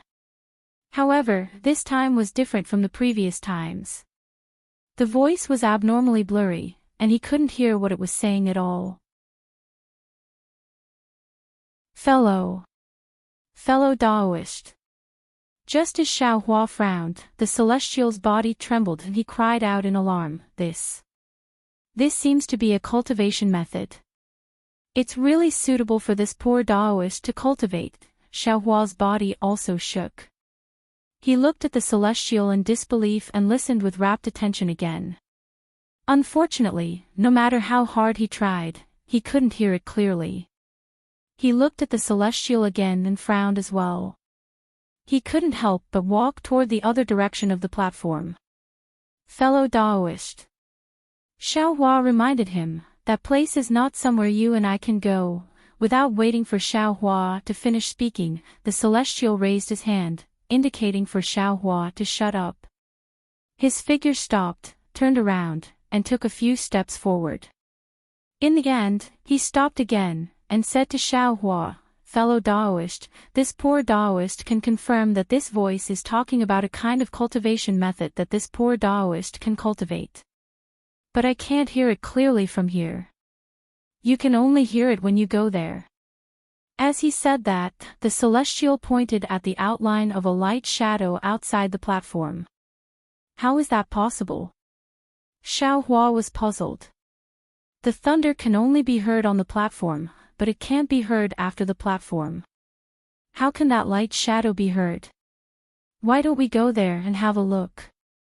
Reverend Yun said with a smile, If fellow Taoist feels unsafe, we won't leave the platform. All right. Xiaohua nodded helplessly. He understood the Celestial's feelings very well. After all, it was rare for him to come across a cultivation method he could cultivate. If it were him, he wouldn't want to give it up so easily. What he was worried about was that the Celestial might not be able to hear it clearly when they reached the edge of the platform. Sure enough, when they landed on the edge of the platform, not only did the thunder not become louder, it became softer and finally disappeared. Damn it! Celestial Bujue roared to the sky, Are you kidding me? As soon as the celestial's voice died away, another thunder rumbled. However, this time, it was not the thunder that fell, but the same inexplicable sound. This. The voice rang in Xiaohua's mind. Xiaohua shuddered and stood there in a daze. Although the voice was vague, he could hear it clearly. The discussion about the cultivation method is about to begin.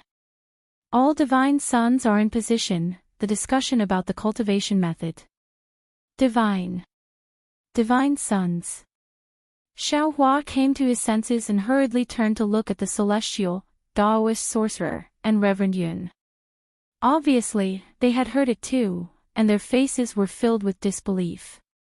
After all, the Xingyue palace mentioned by Fairy Xingyu was an ancient divine object. How could there be an ancient deity in it? But if these voices were just illusions, and were just one of the restrictive spells in the Xingyue palace, what was the use of these voices? Chapter 45-59. The Inheritance. Xiaohua suddenly realized something. Reverend Yun raised his hand and pointed into the distance, saying, "Fellow Taoist, look. The silhouette over there is emitting a golden light." Xiaohua hurriedly looked over. Indeed, within the pitch-black silhouette, strange silhouettes were lit up one after another, like lamps in the night. The sons of gods are sitting there. The celestial muttered, "Could that be where Xian Hong is discussing the law? Let's go and have a look." Thinking of the inheritance, Xiaohua's heart stirred. He flew up and waved his hand. After flying over the platform, in the time it took to finish a meal, some large silhouettes appeared in front of them. They were similar to the pavilions from before, but most of the silhouettes were shining with a golden light. Only a few of them were dim. All the silhouettes that were shining with a golden light emitted a powerful and unpredictable aura. Xiaohua and the others could not get close at all. Xiaohua could only choose a dim silhouette to land on. However, the silhouette was like a pavilion without any door. Xiaohua reached out and touched the silhouette, but he felt a hard sensation. He could not enter at all. In the middle of the pavilion silhouette, there was a small protrusion. When Xiaohua touched the silhouette, the protrusion flashed with a golden light, and a strange lock was revealed. When Xiaohua's hand left the silhouette, the lock disappeared again. Lock. Key. When Xiaohua saw the lock, he immediately thought of the key he had obtained in the starry sky. He hurriedly took out the key and raised his hand to insert it into the lock. However, the lock flashed with a golden light and the key bounced off. This key is actually not the key. Xiaohua was a little disappointed. Then, he took out the key he had obtained in the Yiqiong Heavenly Palace. Unfortunately, the key still could not be inserted into the lock. That's not right. Xiaohua was depressed. He thought to himself, I obtained 2 keys in the Xingyue Palace. How can it not be the key? Could it be that these 2 keys belong to other pavilions? Thinking of this, Xiaohua did not dare to be negligent. He looked up and saw that there was another silhouette not far away from the pavilion silhouette. He hurriedly flew over. This silhouette was even weirder. It looked like 2 inverted triangles joined together. Xiaohua touched the outline again, and the place where the 2 triangles touched flashed with a faint golden light. Another strange lock was revealed. Xiaohua hurriedly passed the 2 keys over. The light golden lock flashed with a golden light, and the 2 keys bounced open. Just as Xiaohua was about to head to another pavilion, fellow Taoist Kuang reminded him, "Fellow Taoist, don't forget that you still have a key that fell into the spatial crevice from the dragon field." Xiaohua casually replied, "That's the key to the dragon domain, it can't be used here, right?" However, after he finished speaking, Xiaohua also smiled. Since the holy lotus seed could be obtained from the spatial crack, then perhaps the key obtained from the spatial crack could also be used here. Unfortunately, the key with the dragon pattern still bounced off the golden light and did not open the lock. Hee hee. Xiaohua waved his hand again and took out the key he obtained from the Heaven and Earth Pagoda. He waved his hand and sent it into the lock. He smiled and said, "I have many keys, why don't I try them one by one?" Without waiting for Xiaohua to finish speaking, with a swish, a light sound rang out. The lock shone brightly, and the key engraved with dragon patterns actually fell into the lock. Along with the light, the two triangular outlines lit up. At the same time that the lock entered the outline, layer upon layer of dragon patterns appeared in front of Xiaohua's eyes. Xiaohua reached out his hand and pushed. The originally solid outline had already disappeared, and his hand sank into it. This is really strange. Xiaohua was overjoyed, but also extremely puzzled. This key came from the Heaven and Earth Pagoda. It should belong to the supreme dragon god of the great desolate continent. How can his key open this pavilion of the Star Moon Palace? Could it be that supreme dragon god is the ancient almighty who refined this Star Moon Palace? However, Xiaohua could not think too much at this moment. Under the urging of celestial being, Xiaohua stepped forward and flew into the two triangular pavilions. Inside the pavilions was the ocean. The blue seawater looked like crystal, and layers of strong aura of the great desolate continent flowed like the wind in this seemingly endless ocean.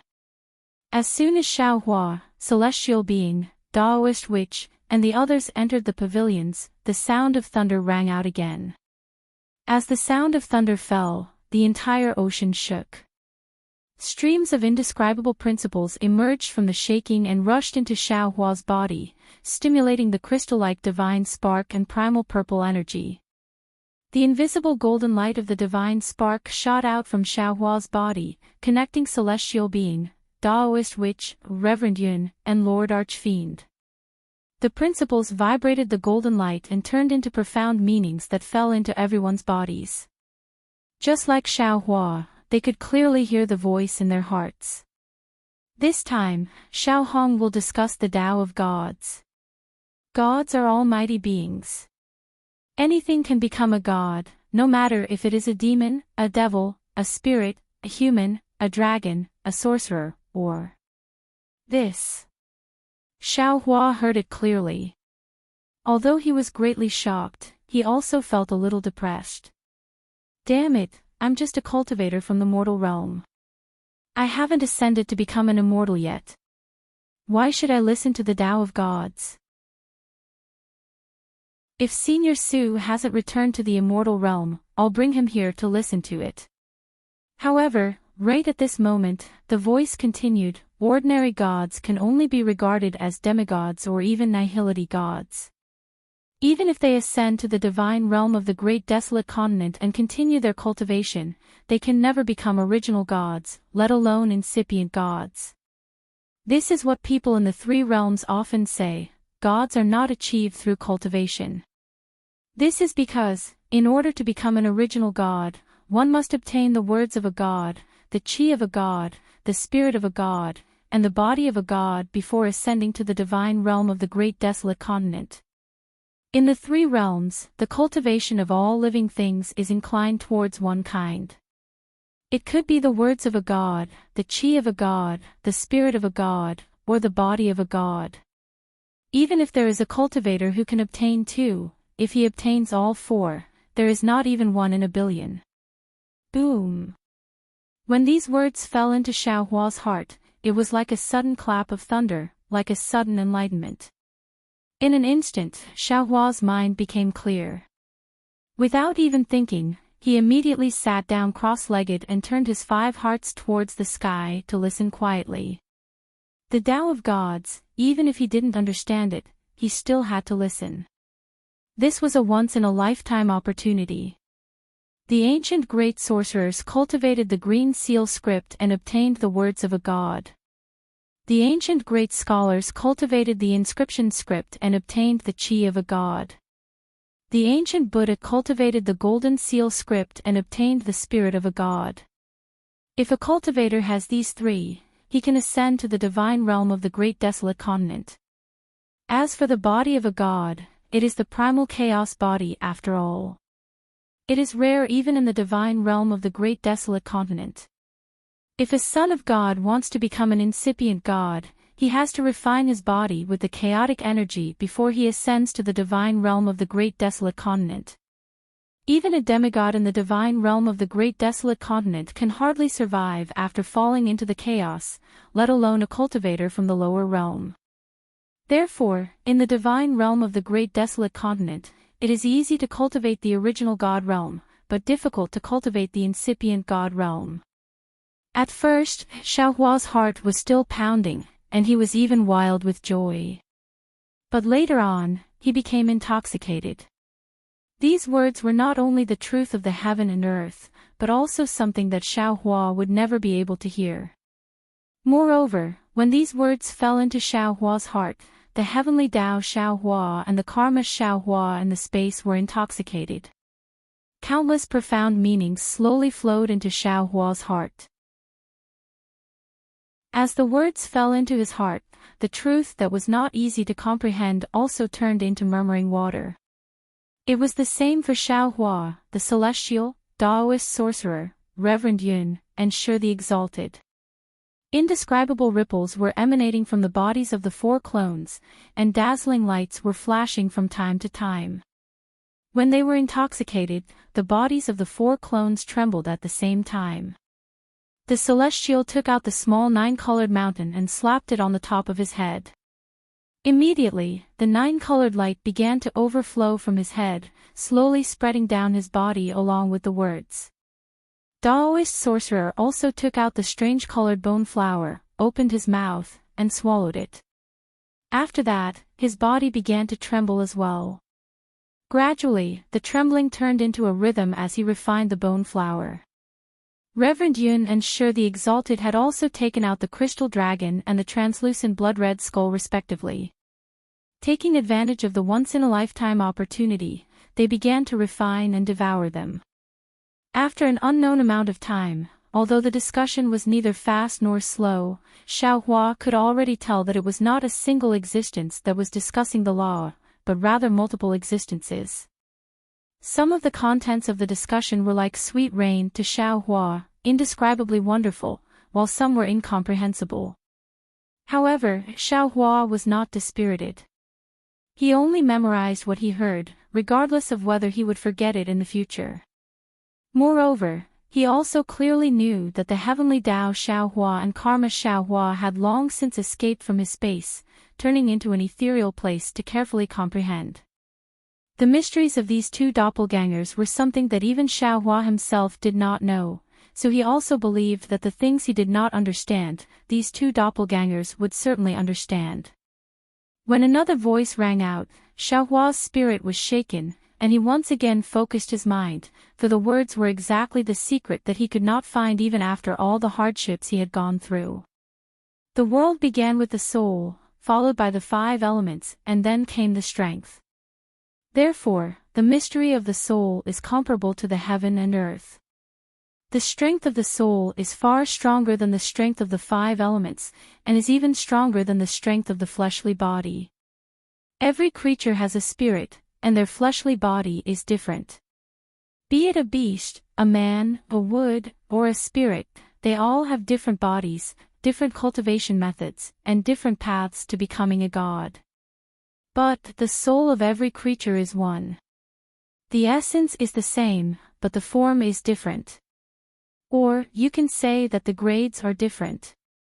The cultivation of the soul is the engraving of the Dharma, which is the power of the heaven and earth. Only the cultivation of the soul can make all creatures equal. And only those who can control the strength of the soul can be called original God, and only then can they be qualified to step into the incipient God realm. Therefore, the cultivation of the soul touches the mystery of the heaven and earth, and harms the foundation of all creatures. Although one is an almighty expert, it is also a great taboo. I have traveled all over the immemorial world, read countless ancient secret histories, and found the mystery of the soul cultivation fragments. I have shared it with the sons of God, so they can comprehend it and see the heaven and earth. Chapter 45-60. Daoist witch, who was sitting next to Xiaohua, trembled violently. His body glowed with an indescribable green light, which took the shape of a flower and began to bloom slowly. As the strange voice fell, heaven and earth Xiaohua and karma Xiaohua also sent some light threads into the flower, cooperating with Daoist witch. At the same time, the green light around Daoist witch rushed into Xiaohua again, as if some stamens were stuck on his body. The souls that Xiaohua obtained from the heaven and earth pagoda began to slowly fall into the flower along with the green light. The faint green light gradually grew thicker. By the time the voice finished speaking, Daoist witch had completely transformed into the shape of a flower. The souls in the space slowly fell into his body in an orderly manner. The heavenly Dao Xiaohua and karma Xiaohua were also withdrawn from Daoist witch's body. Immediately after that, other voices began to talk about the techniques one by one. Some of them were the techniques of Confucian cultivators, some were the techniques of spirit cultivators, some were the techniques of demon cultivators, some were the techniques of celestial being, and some were the techniques of fiend cultivators.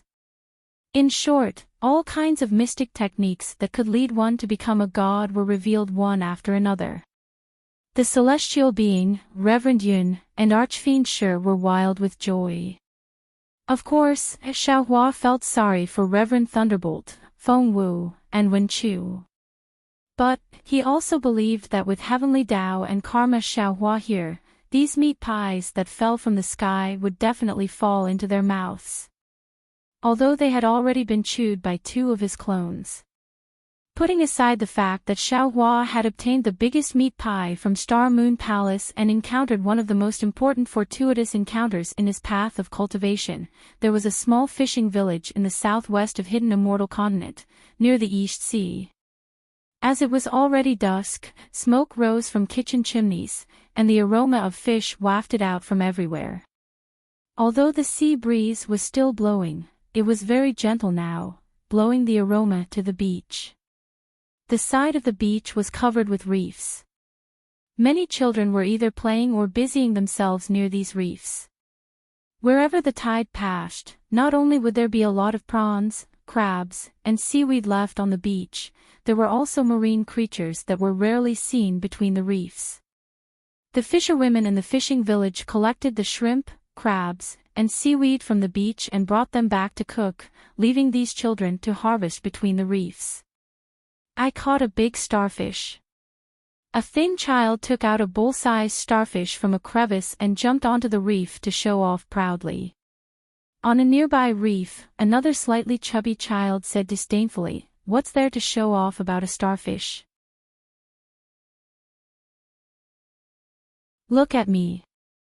As he spoke, the slightly plump child took out a basin-sized crab from the bamboo basket beside him and said, "This crab is enough for me and my parents to eat." The thin child from before was a little tongue-tied, as if his self-esteem had been struck. He opened his mouth, but didn't know how to refute. However, when he rolled his eyes, he hurriedly pointed at another child who had buried his head in the rock wall and remained silent. "No matter how big your coral is, it's not as good as the one salted fish boy picked up. I heard that coral can be sold for a lot of copper coins." Tisk. The chubby child immediately retorted, "I'm competing with you in terms of food, not in terms of value. The coral that salted fish boy picked up looks good, but who knows how much it can be sold for in a distant town." A big-headed fish picked up from the grass. She can't even carry it herself." The thin child was anxious. He pointed at a short girl further away and shouted, "Hers is also better than yours." However, the thin child had only said half a sentence when he suddenly stopped talking. He looked at where the girl was and froze there in a daze. The slightly plump child naturally didn't hesitate. He looked up at the short girl and shouted, "Who said that?" However, the slightly plump child was just like the thin child. Before he finished speaking, he was already stunned there. Because where the thin child was pointing, there was not only the thin girl, but also in the west, where the sun was setting. Under the orange clouds, an extremely huge ship slowly floated over from where the tide fell. The ship was so majestic that it was the first time the slightly plump child had seen it in his life. He couldn't help but open his mouth and stand there in a daze, not knowing what to say. The ship floated extremely fast, far faster than the usual ships the children had seen. In just a few minutes, it was already close to the coast. At this moment, the thin child came to his senses and shouted, "I saw this ship first. It's bigger than the biggest ship you've seen." Until now, the thin child still hadn't forgotten to compete with the slightly plump child. "Pig, I've never seen such a big pig. This. How many years will it take for my family to eat this?" The slightly chubby child was obviously a little bigger than the thin child. He threw this kind of boring comparison to the back of his mind and opened his eyes to look at the big pig lying on the bow of the ship. His eyes flashed with a fervent light as he muttered under his breath. When the thin child heard that, he became anxious again and shouted, "I saw this huge pig first too. You can't fight with me. After my father slaughters this pig, he'll give you a tail." "Aw." The voices of the two children were quite loud and clear. The surrounding children who were busy picking up the sea creatures all heard them and raised their heads. Their little faces were filled with astonishment under the orange sunset. "Damn it!" At this moment, a thunderous voice sounded above the children's heads. "Who dares to eat my meat? You'll be lucky if I don't eat you." Following this voice, boom. The seawater outside the reef suddenly formed a huge wave. A wave in the shape of a pig rushed towards the thin child with a roar. "Wah!" That frail child cried loudly. The lower half of his clothes had already been soaked by the seawater, and now, a pungent smell of urine wafted over. Monster. The thin girl in the distance was still the quick-witted one. Seeing this, she hurriedly jumped down from the reef and shouted as she jumped, "The monster is coming, the monster is here, the monster is here." The children came to their senses. Their faces turned pale with fright as they moved their little legs. They either jumped off the reefs or jumped out of the sea, all of them running towards the fishing village. However, even though they were scared, their little hands were still tightly gripping the bamboo baskets and other things that they carried with them. "Mother, mother." "Wah wah." The thin child who was so scared that he wet himself cried loudly and wanted to jump down from the reef. However, his legs had already turned to jelly and he couldn't move a single step no matter how hard he tried. Besides crying loudly, there was only despair in his eyes. Dan. When the chubby child heard the thin child's cries, he subconsciously slowed down his steps. However, when he saw the huge tide behind the reef, the fear in his eyes grew stronger. He no longer dared to hesitate. He turned around and ran towards the fishing village while shouting, "The monsters are here. Dan has been eaten by the monsters." The girl named Mao Chow was the first to land on the beach and run away. When she saw Erden lying on the reef, she turned back without any hesitation and ran towards the reef.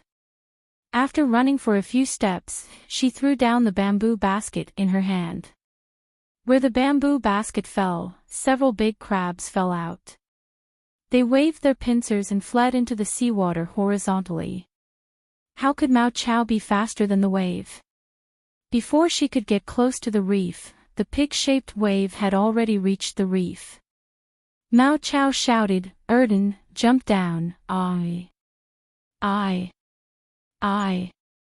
Erden cried and said the word "I" a few times. In the end, he couldn't say a complete sentence. Boom. The pig-shaped wave fell from the sky and smashed onto Erden's head. Seeing that Erden was about to be swept away, Mao Chao's eyes were also filled with despair. This was because the wave was so big that it seemed to cover the entire sky. If the wave fell, she would also be swept away, not to mention that there was a pig-shaped monster hiding in the wave. Just as Erden and Mao Chao were in despair, the huge pig-shaped wave condensed in the air. The pig's tail swept towards Erden's head and knocked him down onto the reef. Then, from the tail's root, a gush of seawater fell and drenched Erden's entire body. Wah!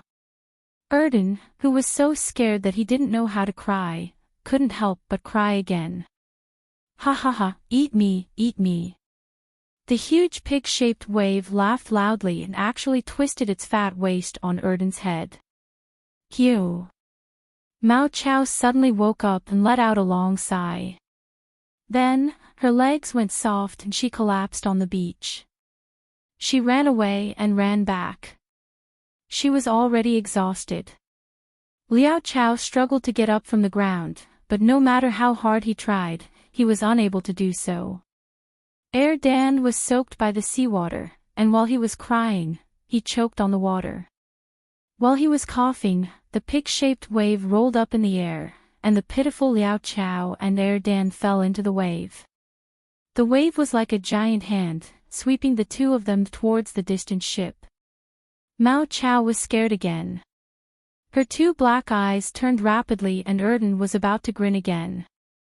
Amitabha, chastity. At this time, a gentle voice sounded again. You're being naughty again. Why don't you act like a monk? Look at how scared these children are. Master. Chastity's voice sounded as if he was wronged. Disciple wasn't being naughty. Disciple was just testing people's hearts. Didn't you see? Disciple only used a small spell and saw the selfishness of human nature. So many children, except for this little girl called Mao Chao, none of them stayed to save this child called Erden. They are so young and yet they don't have a caring heart. What will they do in the future?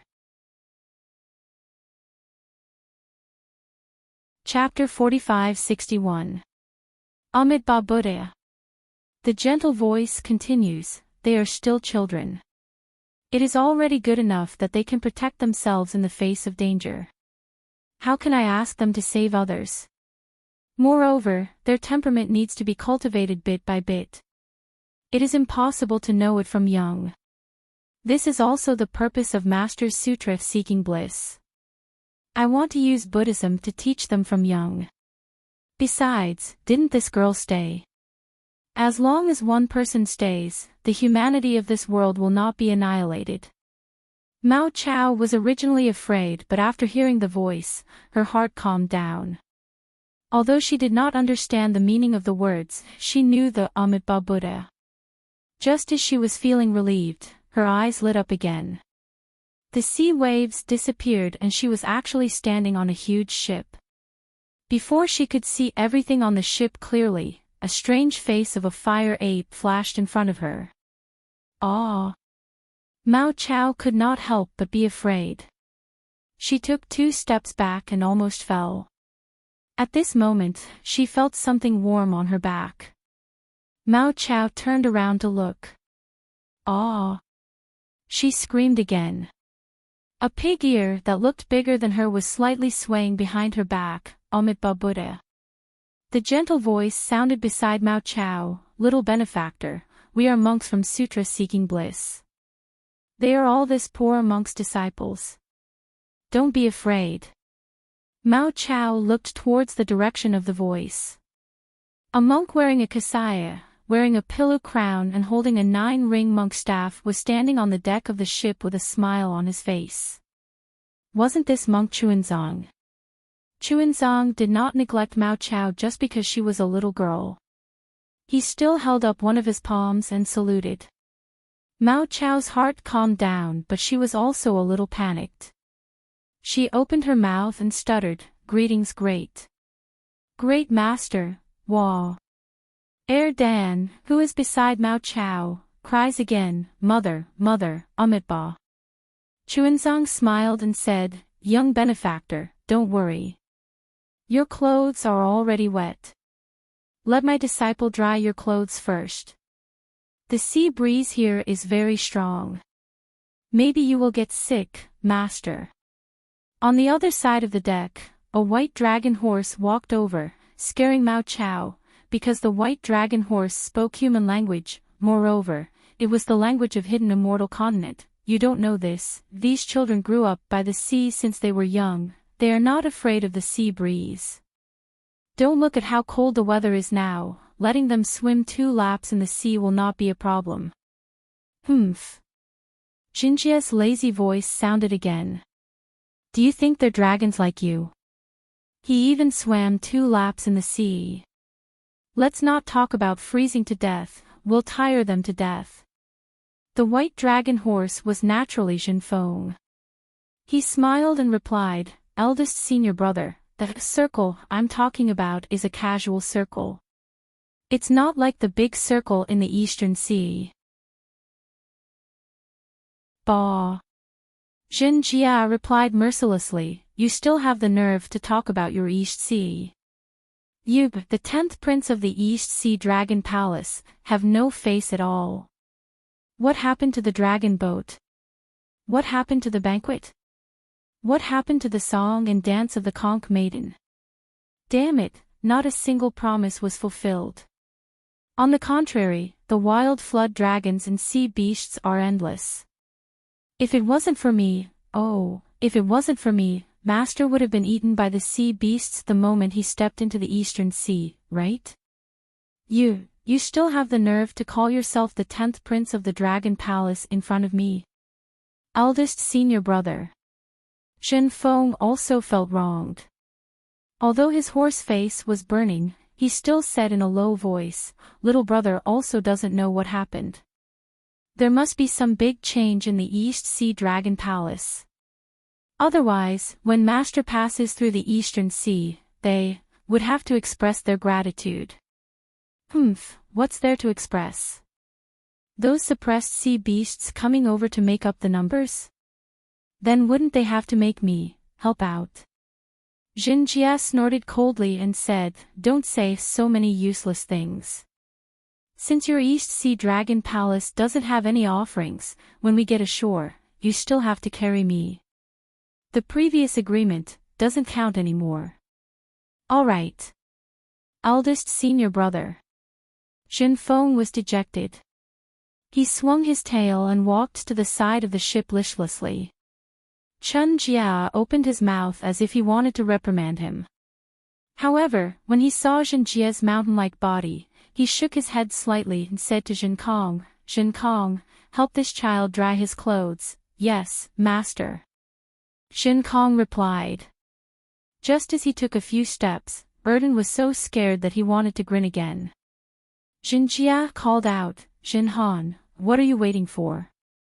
Do you want master to call you? Don't you know that your Confucian cultivation true chi is the best at drying clothes? Yes, eldest senior brother. Little brother understands. On the other side of the deck, a Confucian general dressed in armor instantly got out of his lazy state and flew over energetically. As he rubbed his hands, faint flames appeared. They finally saw a human again. Although this human had thick eyebrows, big eyes, and a murderous aura, Shui Chao and Erden finally calmed down. With Jin Jia around, Jin Han naturally wouldn't burn Erden's clothes. He just pretended to be careless. Therefore, it didn't take long for him to dry Erden's clothes. At this moment, the ship also shook and stopped. From the cabin of the ship, 2 7th-grade Essence 4 sea demons popped their heads out. When the 2 sea demons appeared, Shui Chao and Erden trembled again. They were so scared that they even closed their eyes. The 2 sea demons tiptoed to a place not far from Chunzong. They lowered their voices and said respectfully, Master, we have already arrived at the hidden immortal continent. Our ship is too big and can't get close to the shore. the sea demons spoke in the human language. They were very stuttering and even a little unclear. Chunzong was a little stunned as if he didn't understand. Jinjia snorted and said, "If you know that you can't get close to the shore, then what are you still talking about? Why don't you hurry up and get a small boat over? Don't you know that my master can't fly?" "Yes, yes."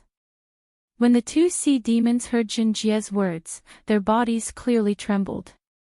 Without saying anything else, they hugged their heads and ran back. Then, they heard a crackling sound from the cabin. Not long later, a rather big ship appeared on the surface of the sea. "Damn it!" Jinjia cursed, "Can such a big ship get close to the shore?" "Yes, yes." A sea demon hurriedly said, "Senior, don't worry. There are no submerged reefs at the bottom of the sea. This ship can definitely get close to the shore." "Good." Jinjia nodded and said, "If my master's kasaya is stained with a drop of seawater, I will teach you a lesson." That sea demon replied with a sad face, "Senior, how about this junior carry master to the shore?" "Nonsense. If he can carry you and fly, why do we need you?" Jinfeng jumped up and said, "I am the 10th prince of the Eastern Sea Dragon Palace. I have already carried my master across the Eastern Sea. Do you know? Amitba." Chunzong chanted, "Thank you, benefactors. This poor monk will take his leave now. I hope we will meet again in the future." "You're welcome, you're welcome." The two sea demons hurriedly returned the salute with a relieved expression.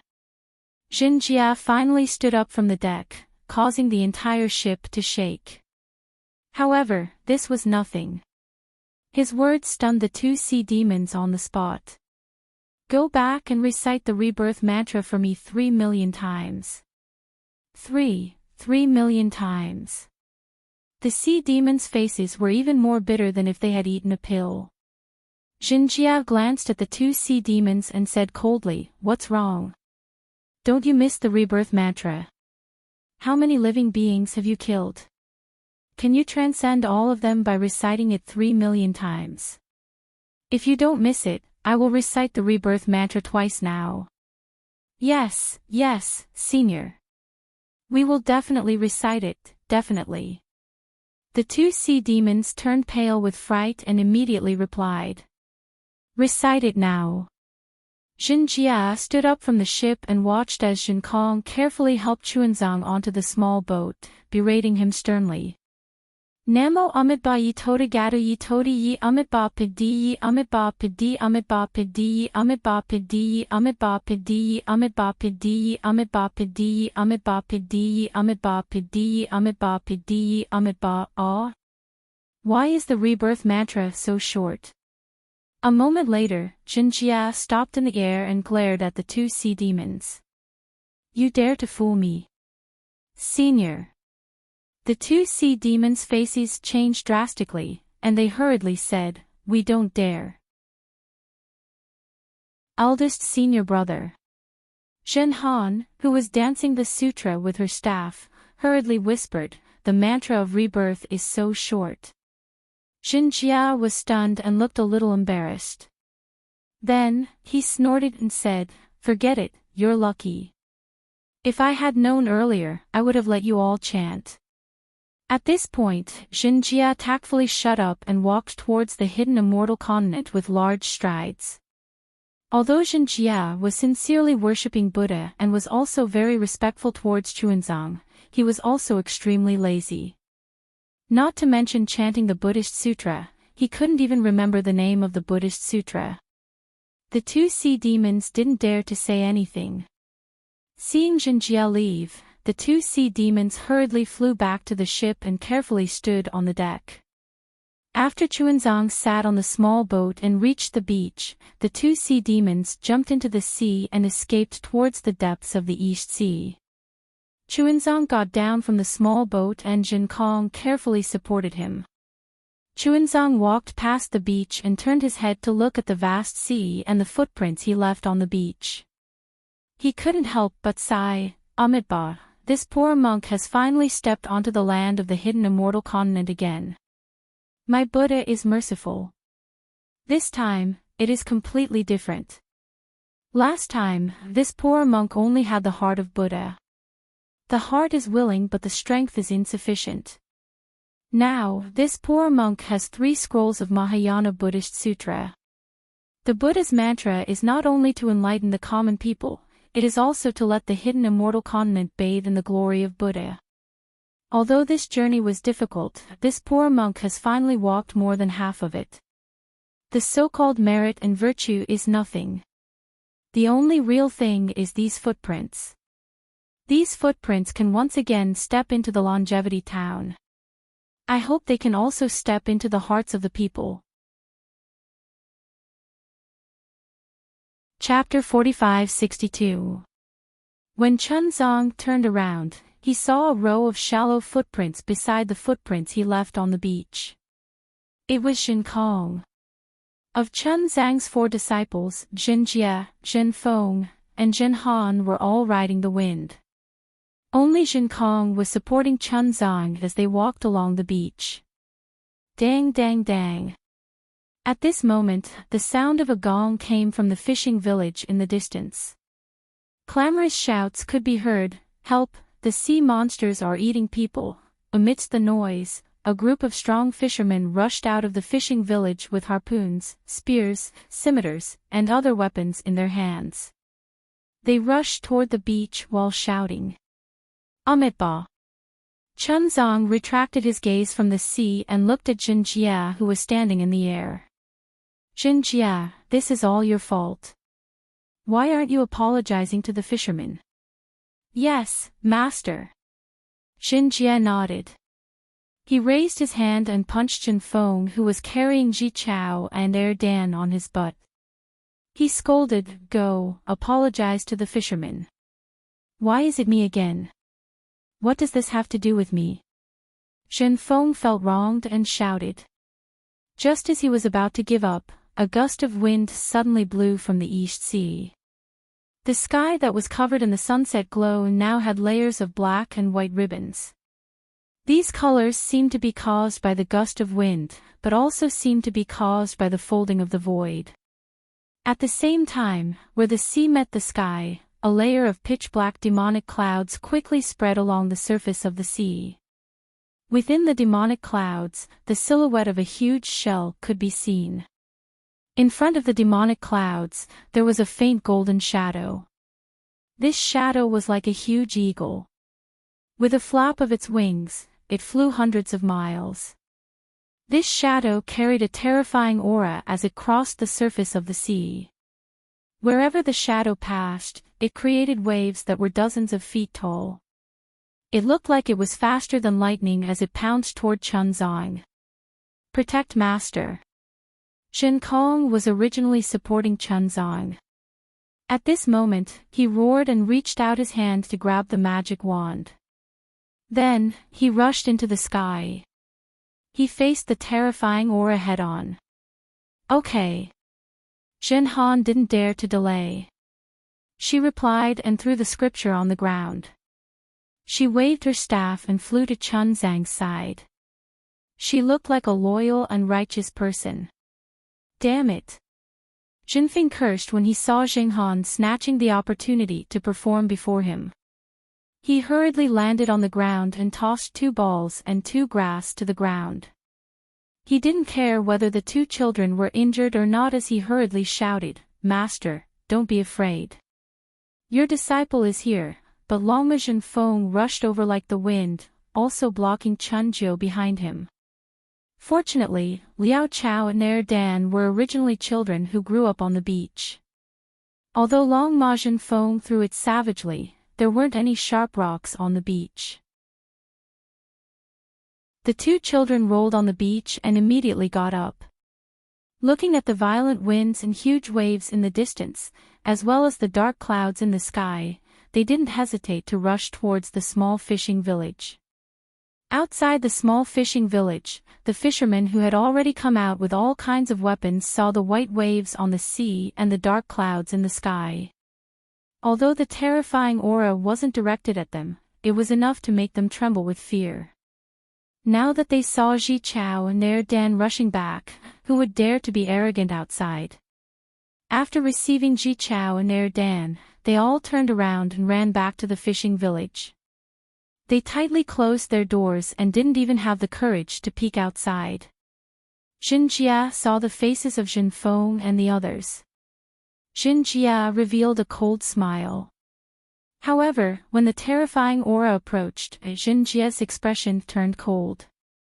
He shouted inwardly, "Not good." Jin Jia hurriedly took out the nine-tooth rake and his body glowed brightly. His body expanded and he shouted, "Damn fire ape, this is a demonic beast with an 8th grade essence force. How can you be a match for him? Quickly come back." Jinjia's attitude toward Jinkong was different. He knew very well that Jinkong had disregarded his opponent's strength and charged forward without any regard for his own safety. This was Jinkong's true intention and not some pretense. Thus, his words were filled with great concern. Unfortunately, Jinjia's reminder was too late. Before he finished speaking, a golden-winged rock appeared. Wasn't it Ping Jun? A golden light flashed in Ping Jun's eyes. He glanced at Jinkong and stretched out a sharp claw. Caw! It swept through the sky and tore the void apart. The sharp claw instantly grabbed Jinkong's head. Under the sharp claws, the space within several kilometers was sealed. Let alone Jinkong, who was flying, even the surface of the sea beneath him froze in an instant. Roar! Jinkong faced Ping Jun, who was many times stronger than him. His eyes turned red as he roared towards the sky. The blood vessels on his arms flared as he tried to wave his magic wand. Unfortunately, under Ping Jun's sharp claw, Jinkong was like a child. Fang! The sharp claw grabbed Jinkong's magic wand. At the same time, the magic wand was sent flying. Jinkong's body also fell into the sea like a rock. Damn it! Jin Feng saw this from afar and his body trembled. Even his horse's legs went soft. He shouted in shock, "How can there be a demonic beast with 8th grade origin energy? Is Mahavirakana crazy? I have to hurry and inform the Immortal Palace." Jin Han's heart was also pounding. He moved to block Chun Zhang's body and said, "Oh, no, I have to hurry to the Immortal Palace to get reinforcements." Chun Zhang, on the other hand, didn't panic at all. He chanted Buddha's name and calmly looked at the sea and sky. Roar! Seeing Jinkong being knocked into the sea, Jin Jia was furious. With a roar, it rushed into the sky and turned into a huge light shadow. This light shadow suddenly elongated and distorted. In an instant, it landed in front of Ping Jun. Without waiting for the light shadow to solidify, woo! The wind whistled again. The nine-toothed rake was surrounded by clouds and it pounced towards Ping Jun like a nine-headed dragon. Rumble! Just as the nine-toothed rake descended, the black and white stripes in the sky suddenly condensed. Amidst the rumbling of thunder, Demon King Ni Quan's figure appeared. When Ni Quan saw such a wild chastity ring, a strange expression appeared in his eyes. As he waved his tail, layers of spatial ripples appeared in an attempt to block the nine-toothed rake. Bang, bang, bang, bang. A series of explosions sounded. Wherever the nine-toothed rake passed, it was invincible. All the spatial ripples were destroyed. Just when Ni Quan was about to wave his tail again, Jin Jia raised its hoof. Wang! It was as if the world was being trampled by this hoof. The light shadows in the surrounding Tenli fell into this hoof. Jin Jia's hoof suddenly disappeared into the void. Soon after, Ping Jun's eagle cry resounded amidst the rumbling sounds. Finally, with a loud boom, Ping Jun's body flipped a few times in the air. He hurriedly flapped his wings and stabilized his body. How can this pig be so powerful? Peng Jun couldn't help but exclaim in his heart, no wonder Daoist Xiao told us to be careful. Ouch, not good. Peng Jun was surprised. Waves appeared in the void again. The nine-toothed rake shot out from the void like a meteor and ruthlessly smashed towards Peng Jun's back. Peng Jun didn't doubt that if this nine-toothed rake fell, 9 bloody holes would appear on his body. He would also lose half his life. Fortunately, Peng Jun didn't need to raise his head and spit out lightning. At this moment, Bai Qing had already arrived. The pitch-black demonic clouds scattered across the sky. The huge shell blocked the nine-tooth rake.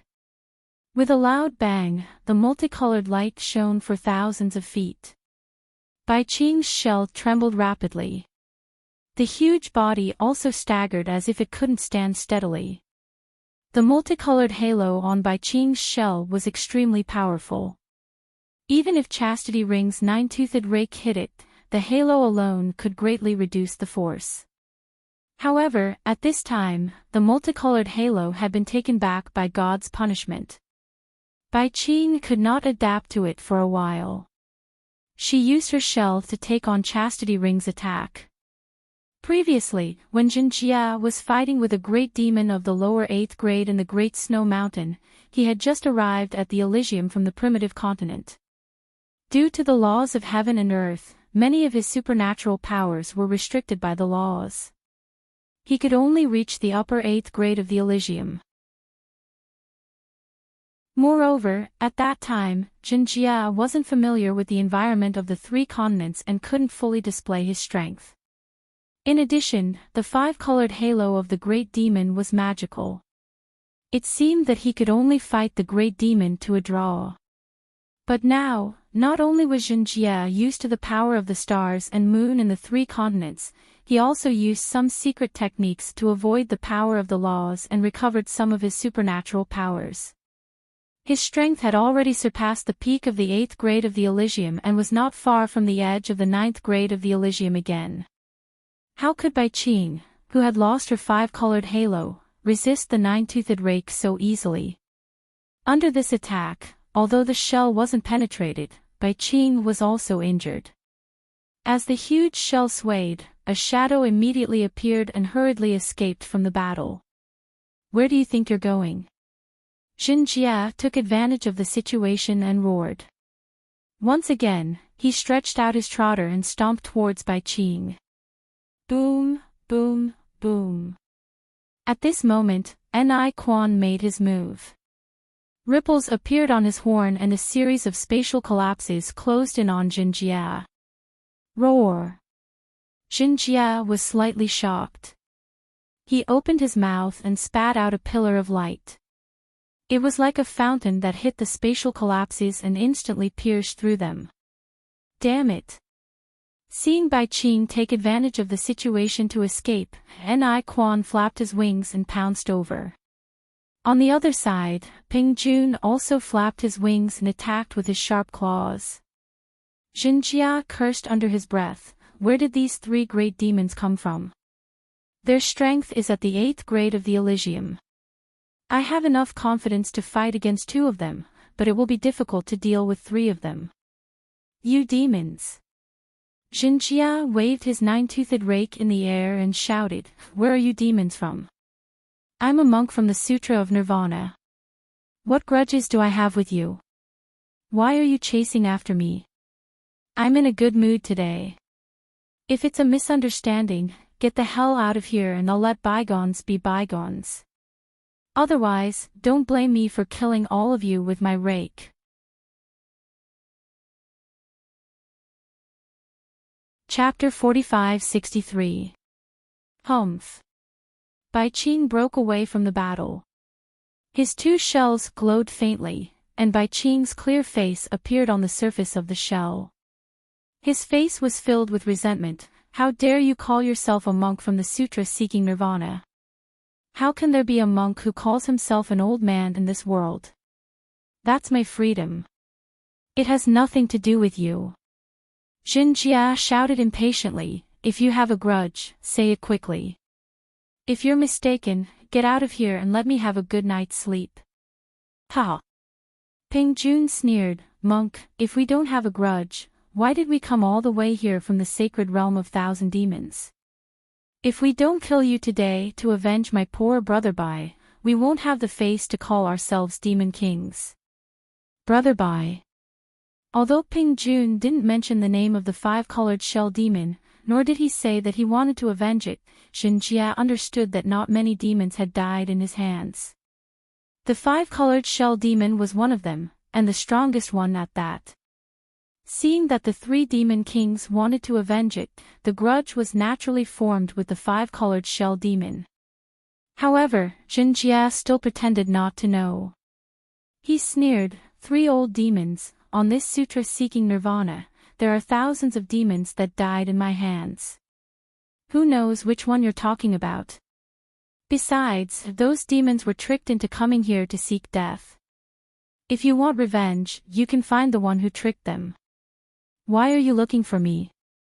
Humph, I only know that my brother died in your hands. Bai Qing snorted, I don't know anything else. Your royal younger brother. Jinjia looked at Bai Qing strangely and asked, you look so poor that you don't even have a piece of colored clothing. How can you be the brother of that upstart shining with 5 colors? Obviously, you were tricked into coming here. Bai Qing's heart ached at the mention of 5 colors. He sneered, you don't have to worry about that.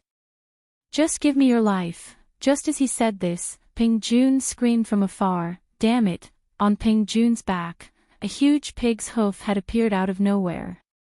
This pig's hoof had crushed the space within a radius of dozens of miles, trapping Ping Jun within it. You! Seeing that she had been fooled, Bai Qing was furious.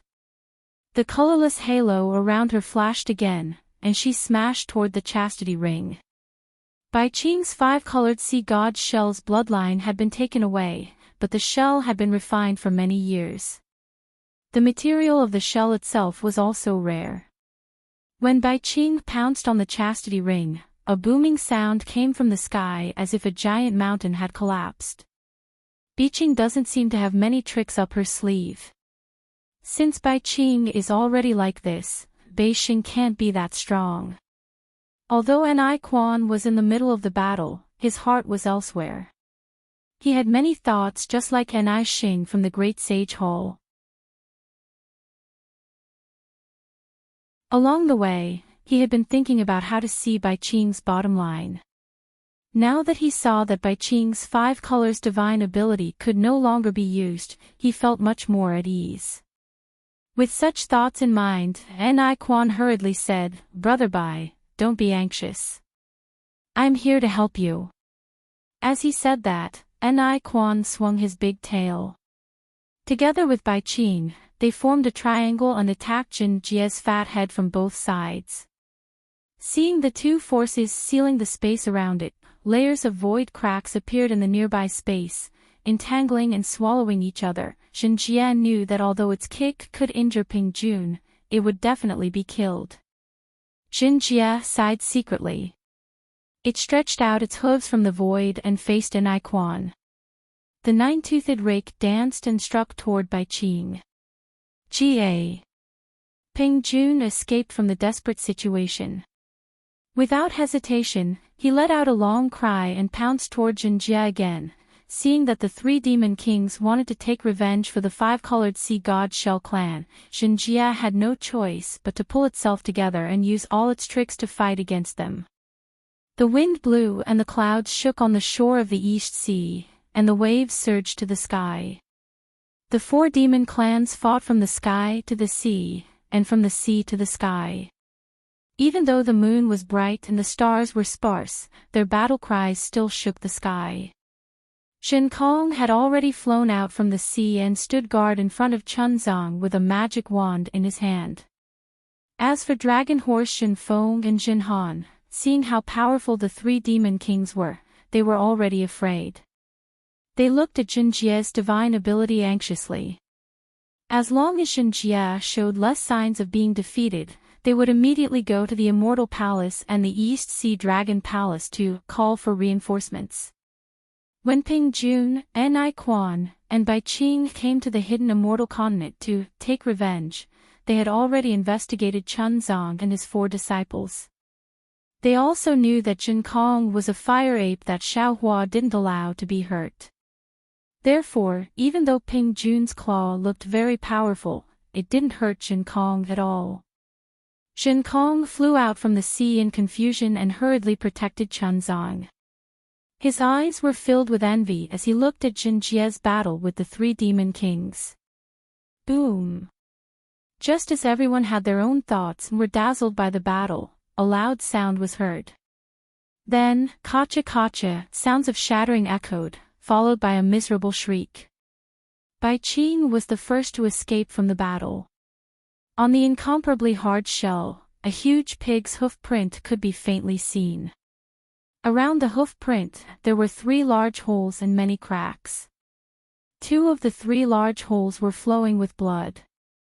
After Bai Qing escaped from the battle, his figure immediately swayed and he flew towards the distance. Ga. Seeing that Bai Qing was injured, Ping Jun spread his wings. The sound of wind and thunder resounded. Similarly, dozens of afterimages appeared and flew towards the depths of the East Sea.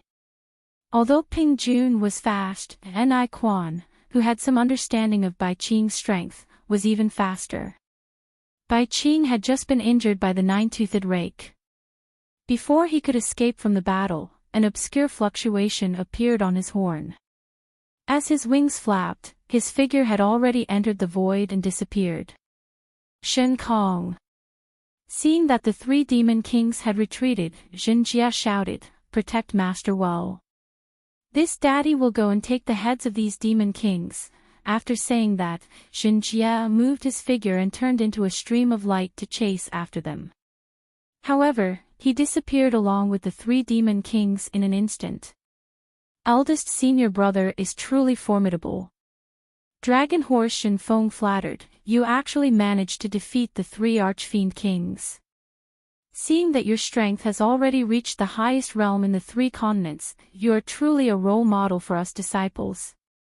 Eldest senior brother's strength has already reached the top." Shen Han praised. "His dedication is worthy of us learning." He was already exhausted from fighting the 3 demon kings, but in order to eliminate any future troubles, he still mustered his courage and chased after them. However, with this spirit of not giving up until the goal is achieved, eldest senior brother is also a role model for us. Humph, 2 bootlickers. Shen Kong snorted coldly. There is no need to talk about senior brother Jin Jie's strength, but if we are talking about spirit, I feel that the possibility of him being lazy and sleeping is higher. Master, you have to be a witness. Dragon Horse Shin Feng immediately complained. When eldest senior brother returns, I will tell him this. You are not allowed to say that I am complaining behind his back. This is what Shin Kong said himself. Amitba. Chun Zong chanted. Master was frightened and my body is also tired. Let us find a place to rest first. Yes, Master. Hearing that, Shin Kong hurriedly agreed. Disciple will bring Master to the small fishing village and find a place to stay. No need. Chun Zong waved his hand. At dusk, you scared the children of others. How can we find a place to stay? It is better to find a place to stay outside. Yes, Master. Shen Kong felt that it was reasonable. He raised his head and with a flash of golden light in his eyes, he could already see clearly. He used his finger to point at a place that was like a hill not far from the fishing village. There is a place to shelter from the wind. Master, you can rest there tonight. Amitba, let's go there. Chun Zong nodded and walked towards the direction that Shin Kong pointed. Shin Kong flew over first and waved his magic wand to clean up the surroundings. After Chunzang sat down cross-legged and began to chant Buddhist scriptures, he stood far away with his magic wand in his hand and was on guard.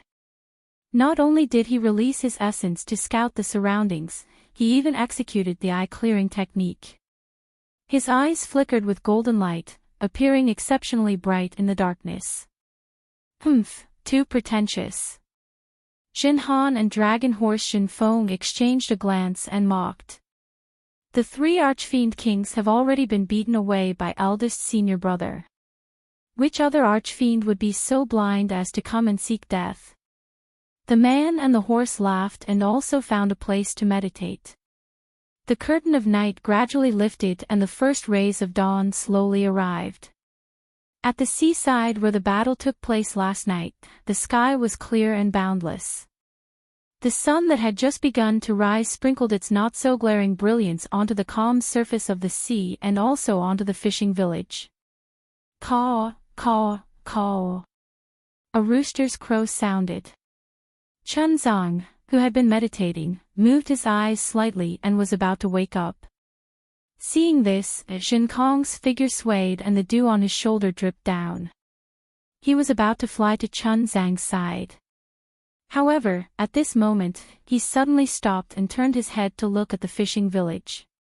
In the direction of the fishing village, a beautiful woman wearing ordinary clothes and carrying a bamboo basket leisurely walked over. The woman's eyes were searching as she walked. When she saw Chunzang's location clearly, joy appeared on her face and she quickened her steps. Hey! Shin Kong roared and blocked the path with his magic wand. He raised his hand and pointed at the woman, saying, "Bold Archfiend, why are you still not revealing your true form?" The woman was stunned. With a hoarse voice, she hurriedly called out, "Master, please spare my life. This concubine is the mother of the girl you met yesterday. Mo Chao has already told this concubine about yesterday's situation. This concubine knows that this concubine has misunderstood all of you masters. Thus, this concubine was afraid that this concubine would be hungry, so this concubine made some biscuits early in the morning to appease your hunger." Bullshit. Shin Kong raised his magic wand and a cold wind swept up. He aimed it at the woman's forehead and shouted, "If you are Mo Chao's mother, how did you know that my master is immortal and needs to eat?" You're tuning into the LoveLore Library YouTube channel. We're so grateful for your support and don't forget to subscribe to join us on this incredible journey through captivating stories. Your generosity through donations truly makes a world of difference, as it's the primary source of revenue that allows me to expand and enhance this channel for you. Thank you from the bottom of my heart for being a part of this adventure.